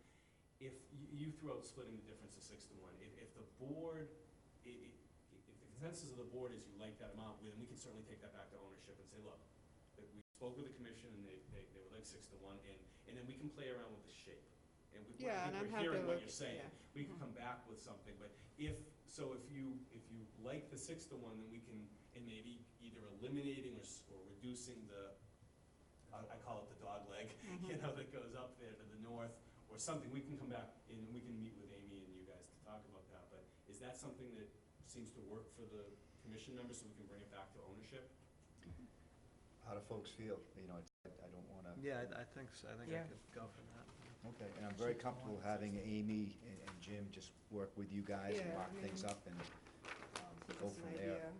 Right, that's. That's exactly what I had drawn. Okay, it's exactly what they were thinking. I Yeah. just Okay. drew a line That's of the- what I had drawn. something similar to this Yeah. shape, and not up there. And nothing up there. And, yeah, No additional up there, No but whatever 6 to 1 Well, is yeah, here. we're showing 25 additional, and you're saying no additional. Okay, Okay. that seems reasonable. I think if we're looking for habitat and less for blowing into the channel, there's already some grass there. I think it's more important for habitat on this beach, because we dredge that channel anyways, so. So you'd like to continue to get feedback from the ownership as Oh, opposed? well, and to come with a revised plan for you, so, Okay. yes. All right. Okay. Any other things, guys, that we Yeah, and if didn't there's anything else. talk about? We're gonna have seasonality in the order. Removal of the walkway. Walkway and tiki. A fine has been levied, has it been paid? I don't think we did a fine for this, because we have made them aware of it, and they came in and we started this I thought process. we voted a $300 fine for the. I'd have to check, maybe I did, I don't know, Brad. If I did, I levied it, if I did, I levied it. Just wanna check to make sure that that action happened. I will check on that. Yeah, I thought we had a $300 fine, original tiki bar without a To be permit. honest, I've written a lot of fines lately. No, it would So- have been at the, if you did it anywhere, yeah, as Dave said, you did discuss it last meeting. No, it No, it would have been It was the early on. It was the enforcement, the informal. So that's informal. I'll get back to you. If we didn't, we didn't, but if we did, I'd like to make sure it was paid, yeah. Yeah, I will, I'll look into that Just to tomorrow. talk about what type of planting plan would we be talking about? I like your idea of letting things go natural. I think we do need to define the area to keep machines, but the symbolic fencing that was used for the plovers and the terns this year was very effective. So some sort of symbolic fencing to keep people and machines out. I don't know if you really need to do augmenting See, planting. I feel pretty strongly that if you don't, you don't know what's gonna happen. I think you really need to define it and give it a little bit of a start on the perimeter. So I would like to see some You planting. could start with some beach grass, that's Yeah. fine. I think you'll find that Some- it really plant- pops up very quickly. Yeah, I mean, Right, I don't think it's a bad idea to plant the perimeter. Define it for the clients, for the people who are gonna be using the beach. Okay. And so you can see where the perimeter is, so, It'll also start capturing sand, which eventually this area, if it's left undone, it's gonna Yeah. be a dune. and you can work with numbers of plugs or, you know, Yep, you have a that's fine. sense of that, I don't. Yeah, are you okay with the note that was on the plan, which basically says planting plans to be submitted for review by the conservation agent? Are you okay with that? I am. I am, I'm fine with it. Okay, so now we'll just work on the shape. Shape. Okay. And there'll be a 3-year monitoring reporting system. Yep. Probably not, maybe once a year type deal, maybe twice the first year, and then, you're not doing planting, but we just wanna, report on how things are going, essentially. Well, we're gonna plant a little. We're gonna plant a little, yes, Brad, don't worry, we're gonna plant a little. I planted with the Scouts several times, and it was awesome. Yes, and it is worked, fun. and so I keep thinking of that. Do you know And this what a may not beach- apply at all. Do you know what a beach grass planter is called? This is a fun fact for everybody for the night. A dibbler. Oh, no kidding. Okay. So you're gonna dibble. You're gonna dibble. You're gonna dibble, okay. You wanna come back on the 17th or 18th, or is that too soon, or? No, that would be fine, I think, 2 weeks? Are you It's 2 away? weeks from now. If you don't need me here, then, yeah, then I don't think you need me. I think you're hearing some pretty good consensus. I mean, I too want to be able to approve this project, because I think we can do far better. We can improve it and still allow you to have the tiki bar. So that means, yeah, the 18th is week. So if I could have things the very latest, the Friday morning before would be wonderful. So that'd be next Friday. Okay. Hopefully it's not much, Now, not much now we to just have to do. get the consensus with the owner. I know. No. I'm not picking on the It's not what I owners. can do, it's what the owners will, Yep.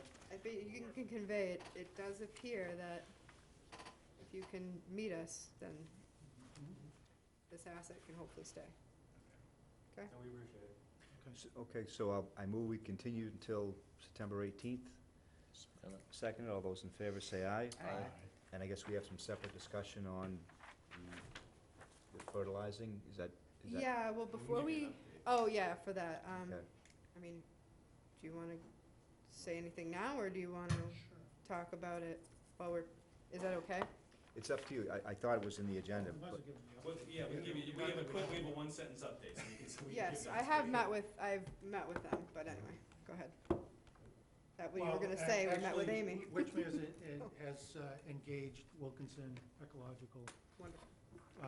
To work on their land management Mhm. plan, fertilizer management plan. So they just got on board. Yep. And now they'll be working with the owners. They were due to give us an update around now, so, okay, that's easy. That's good, promising, and so we'll talk later about that.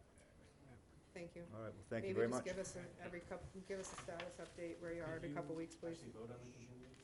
Yes. Oh, You did vote. yes. Yeah, I think we did. I think we So I did. haven't had to. Yeah, I second it. I'm the Yeah. same way.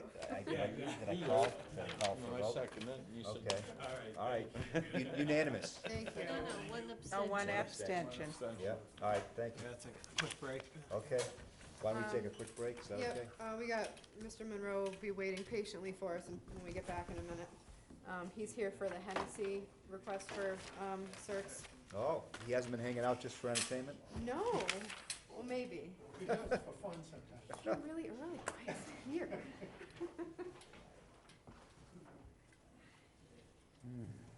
All right, 2 minutes. Okay. See if I can find it on here. It's funny, she doesn't have the resources that the other has. But it was a good discussion. To say it, that hear us on tape, it's a good discussion. Not necessarily gonna just take annual Right. in a case by case. No, in fact, that's why I initially said, well, that is, because they were saying, well, it could be, Displayed, come on. I was ready to make a motion. The black line? Yeah. Do you believe, is he an asshole? but that's my concern. And look at, who's holding it? That's obviously the Sharpie line. Oh, yeah. Is that disgusting? That's hysterical. This guy he will stop at nothing To be right. because he will never admit You'll have deep pockets. any wrong. Say, yeah, let's do this. So, good discussion. So, You know, in the discussion at Witchmere, when we were down there on the beach that day, when we saw those turns and all that stuff, well, immediately after we were there, they plowed over that, the turns haven't been back. they didn't. They did. Why would they do that? Well, because that area was the remnants of the piping plovers. Right, but the habitat. turns were just staying there. Well, they weren't, they were. They were just, what are they? They were resting there until they went off. Yeah. So whether or not the turns went on and then they plowed it under, or whether they plowed it under and therefore the And then turns the turns had no place to go. So, Almost there. and that, we're not on right now? We are. Oh, I thought we were taking a break. Yeah, but somebody's recording from off-site, they're probably still recording Okay. Oh, until I tell her to shut her off. Okay. So we're done. Just give Brad a minute to get back on.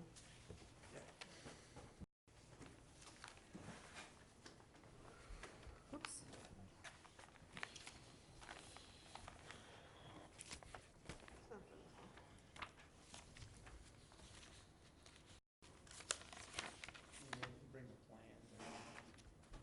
I don't know if they were in there. I didn't check and see if they were. Well, we took back in the back, sorry. Yeah, I can pass a few out. I'm not sure they made it into their Dropbox. I'll explain, I mean, say, we've issued this cert, but oops, there's no maintenance provision on there. But that's what I want to Right. talk about. I can pass around a couple that could be shared of their, if we wanna, if you three wanna share one here and a couple of you wanna share down there. This is the Hennessy plan that we'll be talking about shortly. We'll wait for Brad to come back, but just so you can have it in front of you if you want.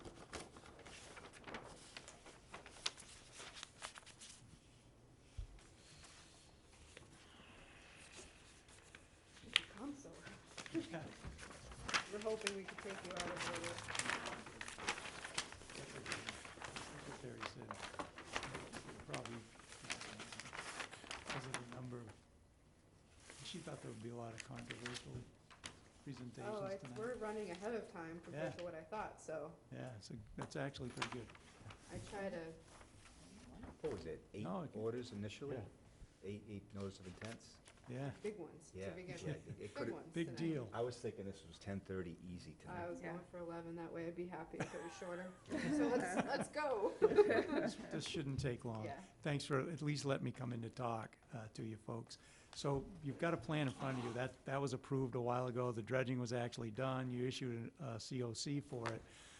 The complication with the dredging projects is that the Wetlands Protection Act, and I've had this discussion with Amy in the past, allows for a 10-year window of maintaining the depth. And our discussion before on another project was about maintenance dredging. So I want to separate the idea of maintenance dredging. That gives the implication that we want to dredge it like every year. Yeah. But this is a provision in the Wetlands Protection Act on the front end, 310 CMR, that allows a 10-year window to maintain the depth of the original approval under the order of conditions. When you issue a COC and the work's completed and that COC was issued just this year, then we're short that window under the bylaw, the town's bylaw, Yeah. 6 years. Because under the Wetlands Protection Act, in the old days, before towns adopted their bylaw, people could maintain the depth in and around their dock for 10 years, even if the order of conditions expires in 3. Yeah. Because it's a front-end provision for navigational safety Sure.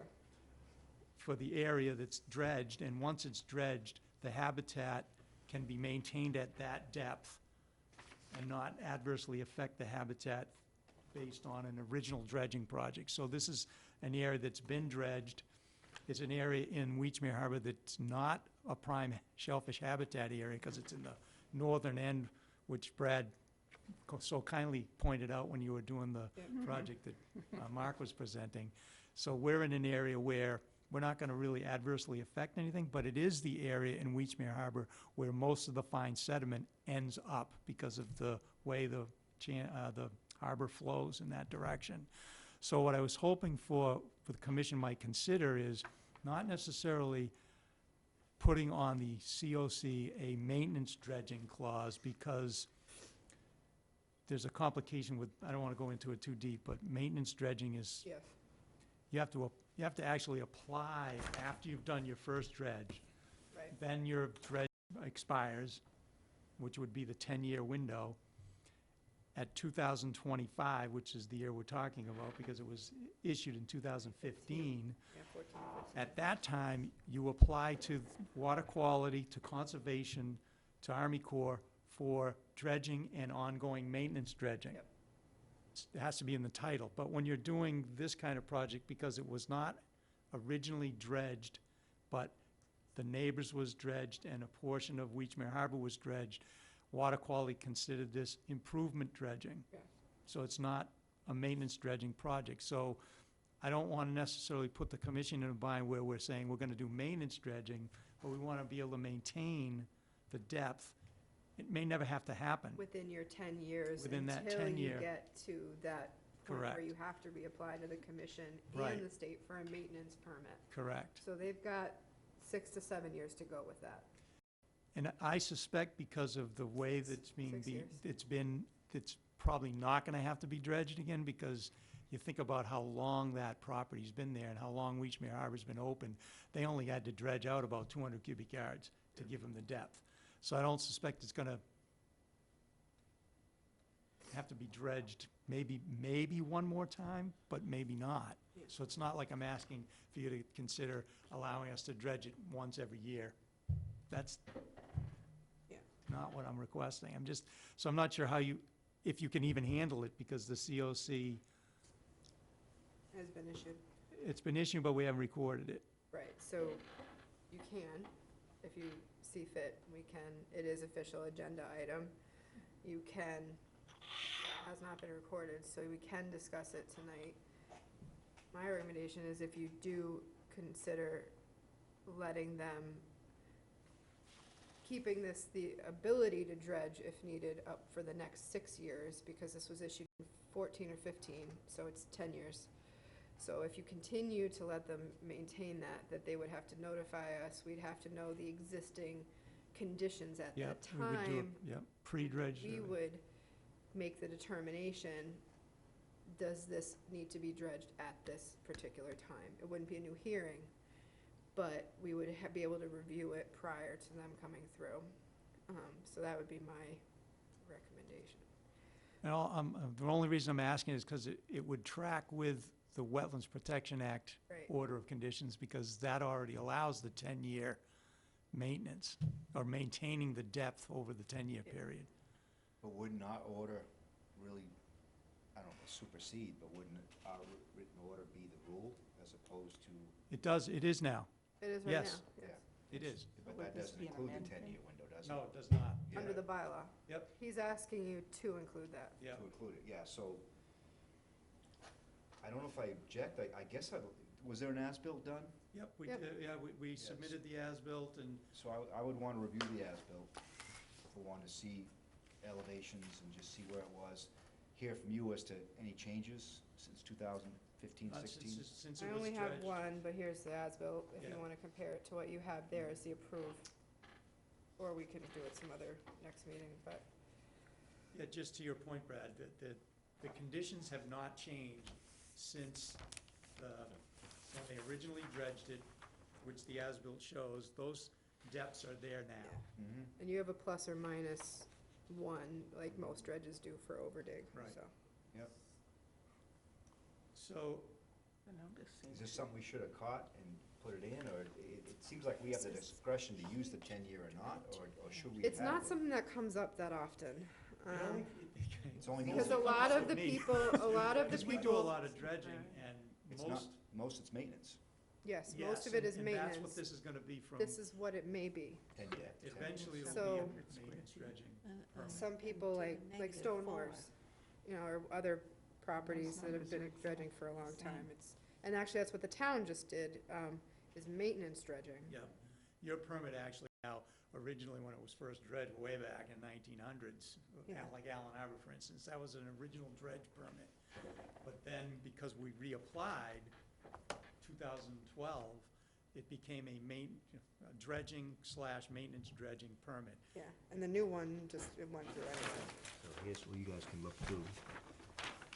Oh, is this an So amendment? here's the Is as-built. this, No. to rewrite the whole thing? No, it's basically a change, putting an ongoing condition on it, if you will. COC, He's got which is- negative It's not 4 right a major. there. I'm sorry. I'm completely missing what the Sure. problem is here. Oh, He all right, doesn't so have here's permission. the issue. That's all negative You 4. issued a COC Yeah, saying that the proposed work was to- done to in negative compliance with 4. the plan. Yeah, it looks, They closed the about. permit out. That closed the Okay, permit, all so right. now we have no What permit we're to supposed to do. maintain They have the that act approval, but not the bylaw, and because it doesn't have an ongoing We condition. probably should be reviewing the. What did we do for Turner's? Do they have an ongoing maintenance So busy with relying on agreement? it, he says we probably should. With what's the Turner's? matter with the as-built? Nothing. Okay, I was like, did I miss something? No, no, no. Okay. It's, I think probably we should be reviewing the as-bills more routinely. I can ask Nikki and I'll try to put them in your, For in your for thought dredging, process. yeah. For dredging, yep. Yeah, dredging is, key. So it's kind of a procedural thing, I think, John, and if we're comfortable with that, I don't know, walk us through the idea of rescinding the already voted upon You would just amend it, you would just amend to allow for, maintaining the depth of that the permit allows Mm-hmm. So, for until whatever the date is, 10 years essentially out, but now it would be 6 to 7. doesn't that actually preclude being able to, the shellfish bed revert to its natural state? If they can dredge it every, There was really poor shellfish habitat here in this location. They have done their 3 years, 30 bushels a year requirement. They did a lump sum and the town did it. I think that was the reason we allowed this project to go forward, was because the sediment was So you could- so poor. You could essentially include that as well, because if we dredge it again, if we have to. would trigger it. Then it would trigger that we would need to make another contribution, just like the original. So I'm not Okay. asking the commission to just blanket Right. let us dig, but That we wanna helps. go through the agent, Yep. like we've always go through the agent, because we'll have to do a pre-construction. Then that would trigger her to know that we have to do another mitigation, which would be more shellfish to replace whatever we might take out Alright. in the next dredging event, and allow us to maintain the depth up to 2025 or 6-year, whatever you, however you want to word it. But I noticed on the COC, it tells the date of the order's issue. Right, so it'd be 10 years from now. So it'd be 10 years from that date, which puts it at the 2025, so Yeah, there's no so it was confusion. issued. Do you have a threshold that would trigger your interest to dredge? Yeah. That's a great question. A depth under flow, some type of trigger. Yes. and actually the depth under this float was dredged to -4. 4. Yeah. And we were So it's talking like- 3 today, 2.5 Well, our to regs 3. want a minimum of 2.5, Minimum. and I've always felt Yeah. 2.5 go is, for more. Well, It's, We'd rather maintain the control depth, so if at some time during now in 2025, it gets to the point where there's less than the control depth, then we would come in and say, we think we need to dredge it now, then we show you an existing conditions plan. It may be elevation 3, and you may say, well, no, we don't think you need to at this time, because you still have 3 feet of water, so. I'm fine with everything you just said. I mean, Okay. that's the vehicle, I think. Yeah, we the just way it need should to go forward. go through it. And I just had a little flash that came to me with all this, some of these shoreline structure projects, we probably should be requiring a 3-year shellfish survey before the cert is issued. We all talk about post-construction data. That might be 3 years down the road to see what happens. So we could change, we'd have to, And I'm not talking about for this project, Language, but but in yeah. the future, Yeah. it's a little bit of a cost for the proponent, but that would really give us some feedback on what happened. Sure. you Mhm. know? So let's remember that. So the deadline, the 10-year would be 2/5/2025 for this. Is everyone okay with that approach? I can see you wanting to have that, you want to have the ability to have a 10-year permit. Yeah. I can understand that. Yeah, and so hopefully you'll stay above 3 feet, and then you'll Then you don't have never to do use it. anything. Then we contact the owner at that time and say, you need to renew your permit, so you'll want to apply to the commission for a maintenance dredging permit. Then it goes through the Corps and the Right. state. Okay. so this is an area where it is not a particularly valuable shellfish area. Well, now that they dredged it, the sand is probably better. But Now the that they area, dredged that whole So part where of we the were harbor's not so talking great. about earlier, where or in a part of the harbor where the soil is better, Yeah. and we approve a hypothetical dock, they have the ability to keep dredging 10 years? If you allow them to. It sounds like it's allowable. In this case, we didn't invoke it. I don't think we have to allow it, right? Right, you don't? Yeah. We 'Cause don't? I think it's would- case by case in this instance, Yes. I would agree with Case it. by case makes sense, because we ran Timing through is this with not Carney's property. Yeah. At the end of Saquatucket, where the COC closed everything out. I came back, you said, no, because that's got viable shellfish habitat. Right. And it also is in a marsh location, and you made a great point, Brad, that you wouldn't want to approve something for 10 years, because you don't know what effect it's gonna have to the salt marsh. Mhm. You don't have any of those resource areas, except that This is not good Amy's timing, point is good, that I know. the shellfish habitat may be better than what's there, but if we do dredge, you have the provision where we will mitigate and give you the same amount of Yeah, I shellfish think we that- gave on the first time. that helps. I think I'd like a survey if that happened, a shellfish survey, and just say, here's what's there. Because would that, Okay, I don't know if we can make them do that, but well, if suddenly can at this the is a time. beautiful At the sandy time, bottom, yes. and it's the Not most right now. prolific shellfish bed in the harbor, Right. Like the proposal earlier tonight, I mean, yeah. that's a case where that's right now functional habitat. Mhm. If we were to allow to dredge it, we'd be really careful about when it would be dredged again, I think. yeah, because as I just said, since it was dredged and now has a much better bottom, It'd be interesting to see it what's might living be in there, that better bottom too. more So valuable. Suggest that before we do any dredging, which we have to go through this process anyway, we have to do a pre-construction. We would have Amy as well as maybe Heinz Prof come out to look at the area.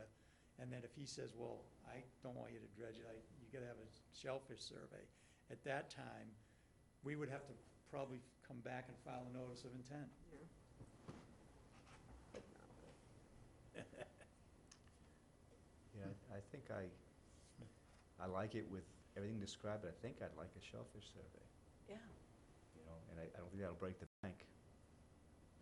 They're not that That's expensive. not my purview, so. You know, we could have it sit as it is, because we approved it. And we don't have to have the 10-year, but we have a reasonable request to go 10 years. And I don't mind that with the threshold, and I think a survey. Okay, And you could put that on the COC. Yeah. that's what we're saying, yeah. Yep.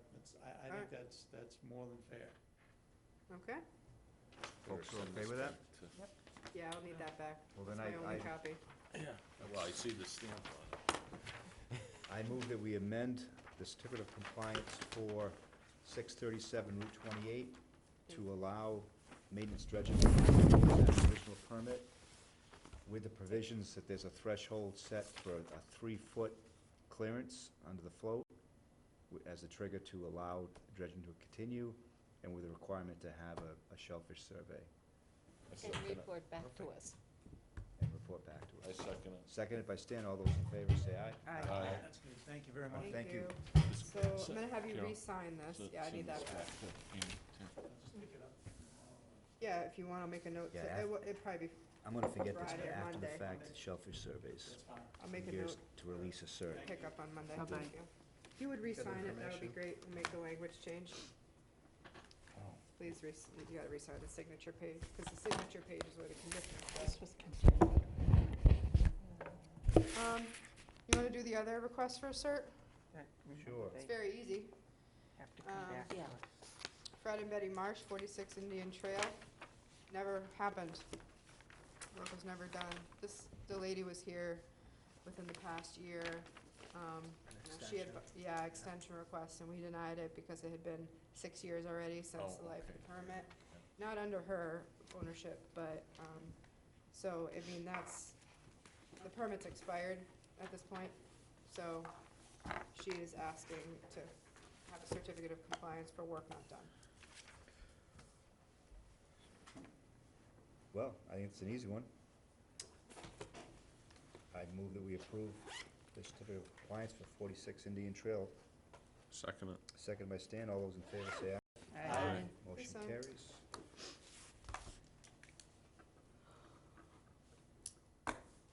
Okay. I had really hoped to get more draft language for you.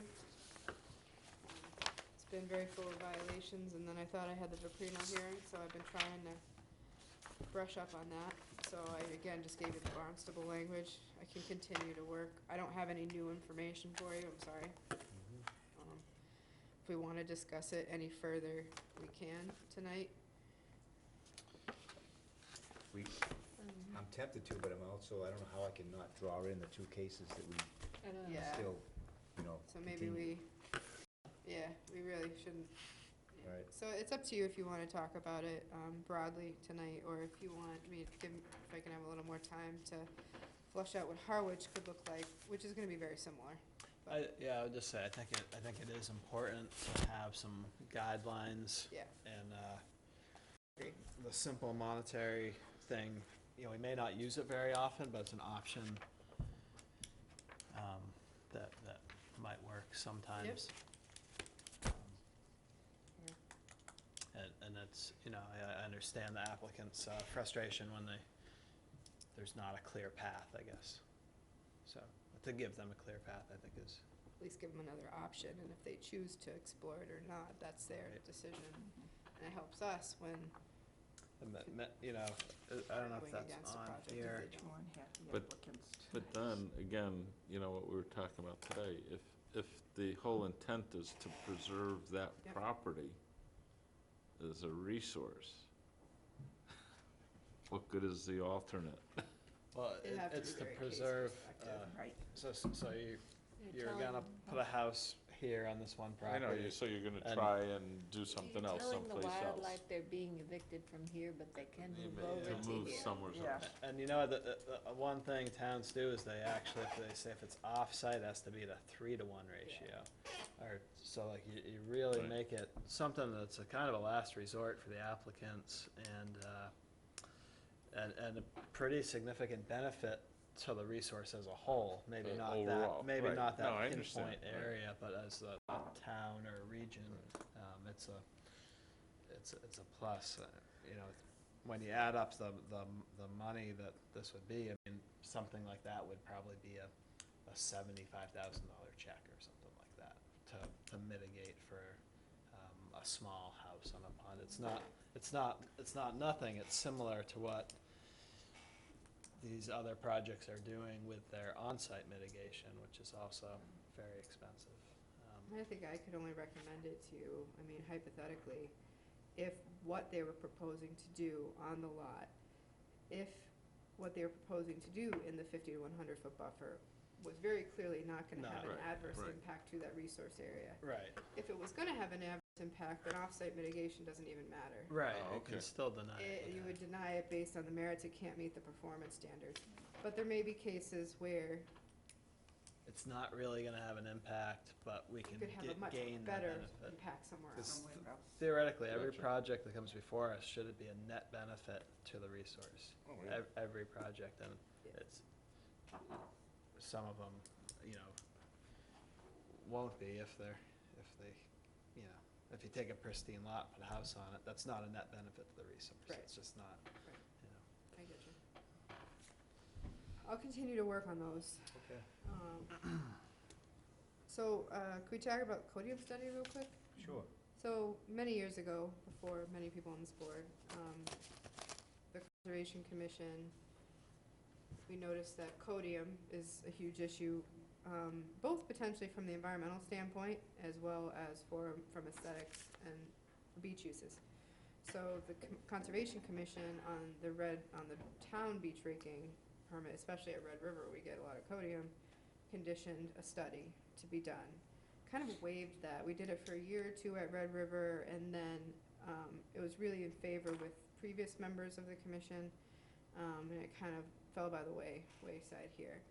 I bring it up because Old Mill Point contacted me, and they were required, because they do break their beaches, not as frequently as we do, but fairly frequently still. I think they still do it once a week in the season, as opposed to us who just 2 or 3 times. They rake their Codium, they pile it at the toe of their dune. It's been creating dune, but they have also had to do this Codium study like we did, and we have not relaxed their requirements. They're coming up very soon for another extension. They've been great in providing the logs. You'll see them. I can give them to you sooner rather than later too, of their studies, what they've done. You know, I visited the site. Everything looks great. They've definitely helped them grow the dunes and provide storm damage prevention and whatnot. But the question is so are we gonna still require them to be doing these studies when we're not necessarily doing them for the town? Because it was deemed not as important. Didn't we contract somebody that was gonna produce a product?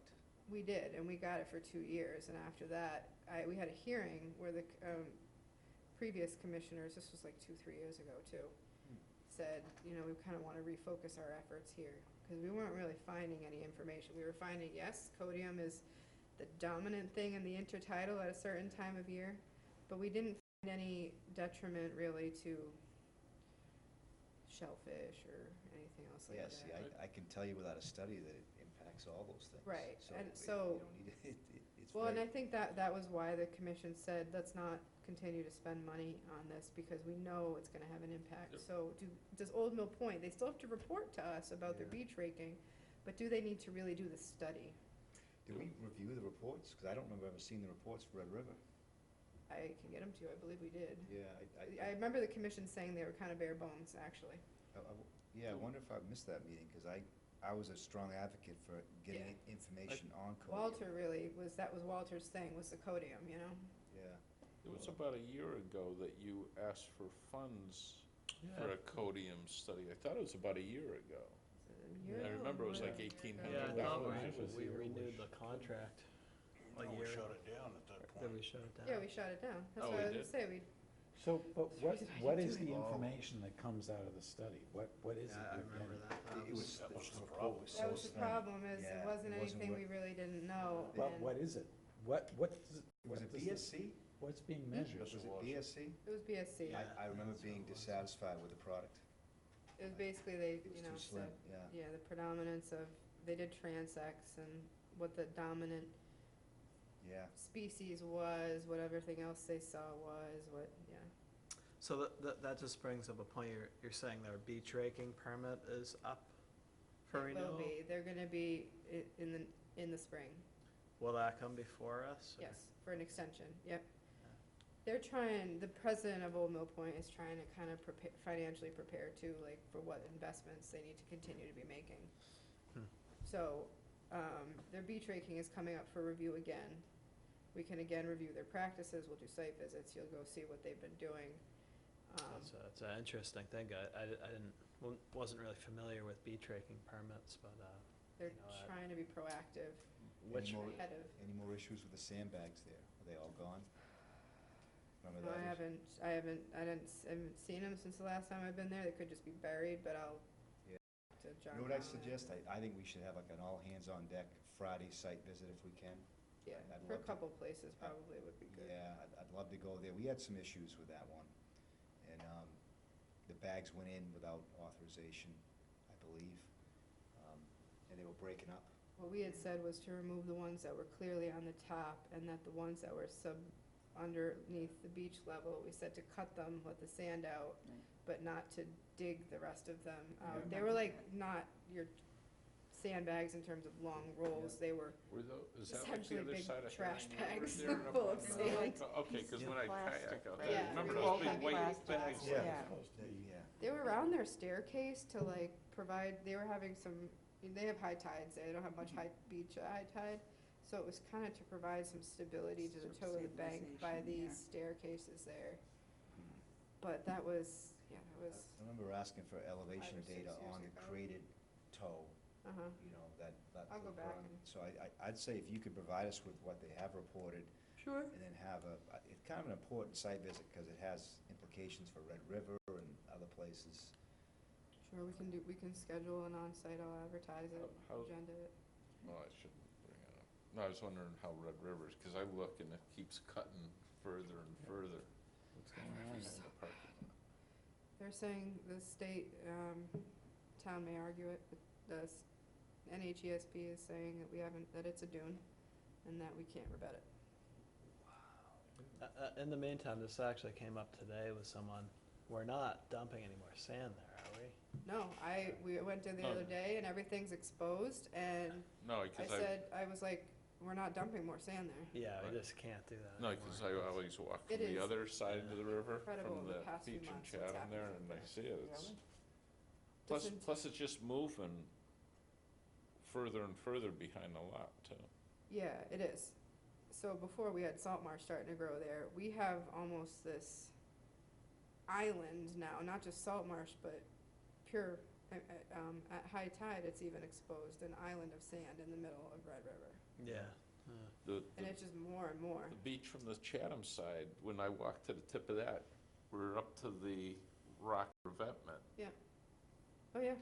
So we voted for the revetment, but it didn't get to be superseded because natural heritage? But we haven't gotten the denial from the state, but Heritage has said it's a dune, and the state would deny it. Right.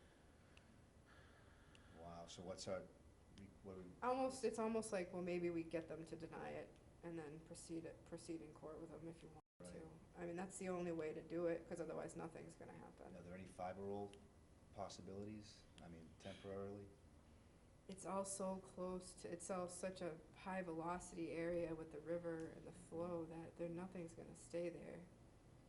That's of that type, and Right, big they're storms. also, I don't know if they would approve a fiber roll in a dune either, because Oh, So, it's a dune with they're asphalt calling it at a the top. dune, yeah, so that's my argument. I can see where they're going with it. It is unconsolidated sediment that has beach grass on it sometimes, but it's essentially bank sand. Mhm. It's unnatural. It's not, I wouldn't say it's functioning as a dune. The landform might technically be a dune, but the function is Wouldn't we have to not. prove it's a pre-1978 dwelling? They don't seem as concerned about that. Is that rule gone, or what? Well, because they allowed at the entrance to Saquatucket, that association beach path with the house that's more than 100 feet away to have a rock extension, just like we're proposing, Right. for this very same reason. I State allowed that without Right, I saw that. any problem, but that's a definite coastal bank there. didn't support that one. I thought it didn't meet our language, Yeah, but DEP. that's all right. Yeah, we sometimes. But that was the first time I've seen them approve a revetment without a pre-78 structure within 40 feet. That's, 40 feet is the magic number. Right. That's There what's was some considered strong proximity. municipal navigational interests. Yeah. So maybe they said, let's back off that, Yeah. you know, but I thought it would've brought them in, I really did. All right, well, that's We got that's concerning. That's ongoing for sure. I'm gonna see maybe we're gonna probably should have an executive session, and this is kind of borderline at this point. So we can talk about other executives. I have some updates for you on some other things. Okay. So, either next meeting or in October, I'll put an executive session on. All right. Well, I would say that if we can think about that, is there a way that we can have a meeting that I can definitely make? You can do Friday, it's fine. Friday would be, yeah, good. This time of year, I just can't make it here Tuesdays, Wednesdays in the daytime. Okay. Friday on sites. Well, just, you know, for this, For Old Mill Point and I Red think you River. really gotta get there and all talk about it and. Yep. um, We got a couple sets of Friday minutes. before the next meeting. We didn't set a definite Friday yet. We Oh, can, okay. if you want to. Do we know when they're gonna come before us? Not till spring. Oh. Oh, okay. He's trying to be proactive about Oh, wow, I this. guess so. Well, he doesn't want to run across what, we had several hearings with discussion last time. He'd rather Yeah, get an extension early, so maybe come for it this winter, I'm guessing. Right. And have it, I would say we wouldn't relax the interest of quantifying material, coding that he moves off, and then quantifying elevations of that yeah. berm. I just want to make sure that But like a the study towns. with DSC, I don't think we, Right, I- so I think that's frankly- what that's what the hesitation is continuing to have a private study yeah. done, as opposed to what the contractor provides, which is an amount that gets moved. Yep, frequency, amounts. That's what so- they've been doing. So we know what's Yep. happening, photographs and Mhm. elevations. I don't know if they did elevations, but they have been reporting the other I stuff. think their permit has an elevation requirement. I think there is one in there. The height can only be so much. It can't exceed the height of the dune in the back of it, Right. and it hasn't. Got a couple sets of minutes for you here. Yep. Is January in your Dropbox? I have Yeah, extra Yes. copies Yeah, I've here. got January. Okay. January is, You wanna do January 1st? I've been through it, I got one comment. What we got? On, What page 3, Okay, 119 Julian Road, okay, about halfway down, there's a brief sentence where it says, "I'm concerned about the increase in the 0 to 50 buffer." yep, If you don't mind adding to that, because I was really concerned about the project not pulling back. I thought it was a prime opportunity for the project to pull back from structures in the 0 to 50. And Yeah. that was my big concern and why I voted against it, because they really were reluctant to pull back. okay, So if you could Yep. just make a point, just to add, a comma and say, and for the project not take an opportunity to pull out of the no disturb zone. Yep. got it.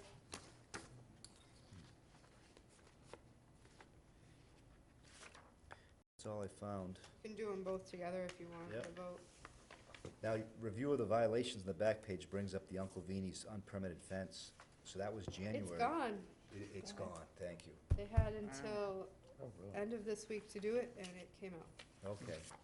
And was the fine up front, or was it contingent on them not taking it out? Was they No, fined? I fined them again, Oh, good. because they didn't comply Okay, to begin with, and And they they, pa- and they I don't know if paid? they paid, but they were Yeah. fined again. okay. And, on that note, 21 Uncle Vini's on the other side of the road towards the water, had a meeting with them, they were fined. Did they pay? Finally had a meeting with the contractor Mhm. and set him on the right track, so he's gonna be providing a, land management report update. That was one of those ones that we had the condition that if it was a different contractor than the one who got it permitted, we were to permit them, Mhm.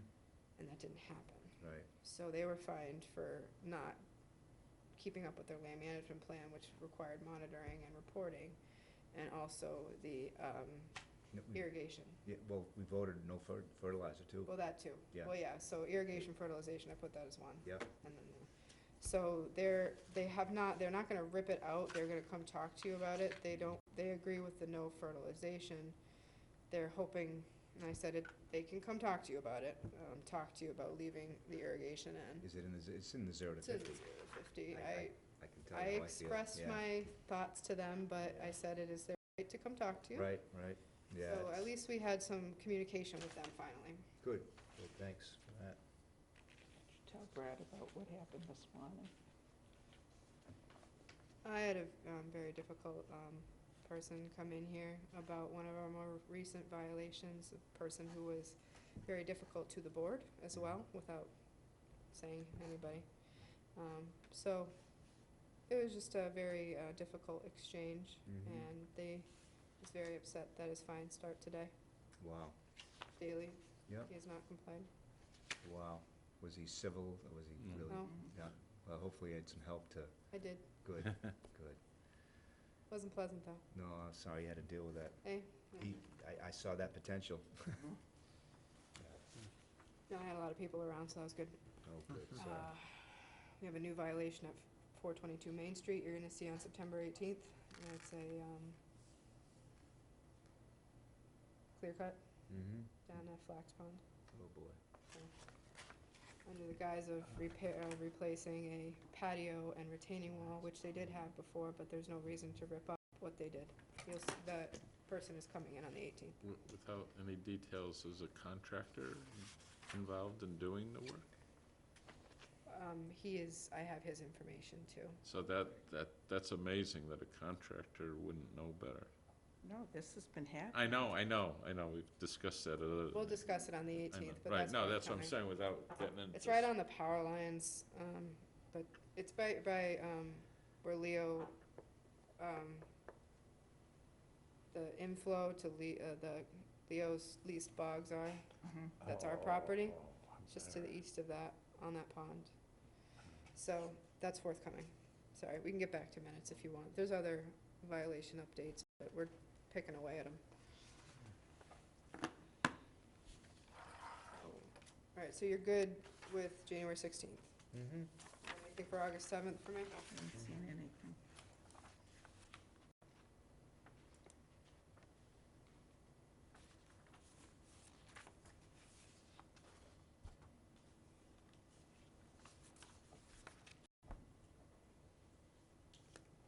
I guess I wasn't there that night, so I can't talk about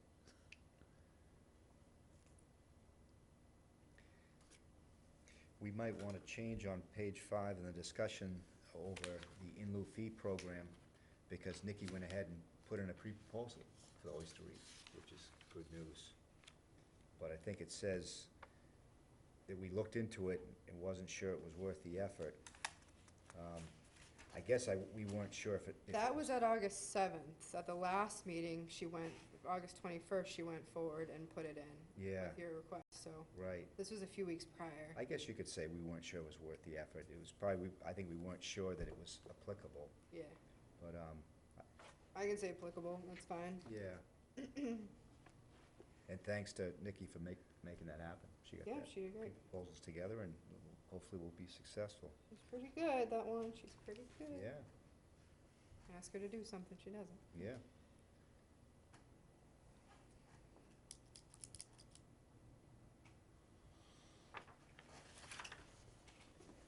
Okay. All right. That's really all I got. I don't know if, Anybody else on that? Carolyn, usually pick up a couple typos. No, everything seemed okay. Well, if there's no further comments, I move we accept the minutes for January 16th, 2019, and August 7th, 2019. Second. Seconded by Paula. All those in favor say aye. Aye. Thank you. Well, All right. I have no other business for you. I have no other business for you okay. that I can think of. I do want to put an executive session on, but can't talk about it today. Okay. How's next meeting look? Jam-packed now. Oh, jeez. Guess we continued. Nobody wanted votes today. I think I was expecting a few more votes today. That's okay. It doesn't matter. I just, Yeah, so busy. I tried. It's okay. Yeah. Got some stuff done. Yeah. Good. Yep. All right. Well, I move we adjourn. All those in favor? Aye. Just gonna text, so just so you know, I'm texting the Channel 18 director that we're done. So we are still on camera, Okay. potentially right now. Let's go. All right. Blow this popsicle. And after, that's not too bad. So here are my, That was Oh, Okay. thank you. I'll take those. one I voted on and one I abstained. That's fine. It's just good to have them. Yep. I'll get rid of the one you abstained anyways. And she wasn't happy with the abstaining. Hear her? Yes, I did, but that's not your problem.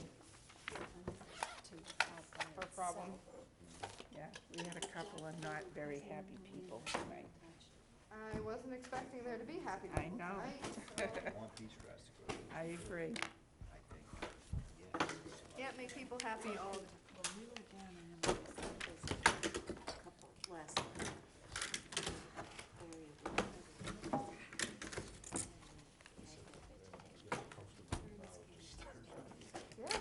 Good job. Let's take some of those things. I'll take the signatures, pages or signature files over there. Thank you.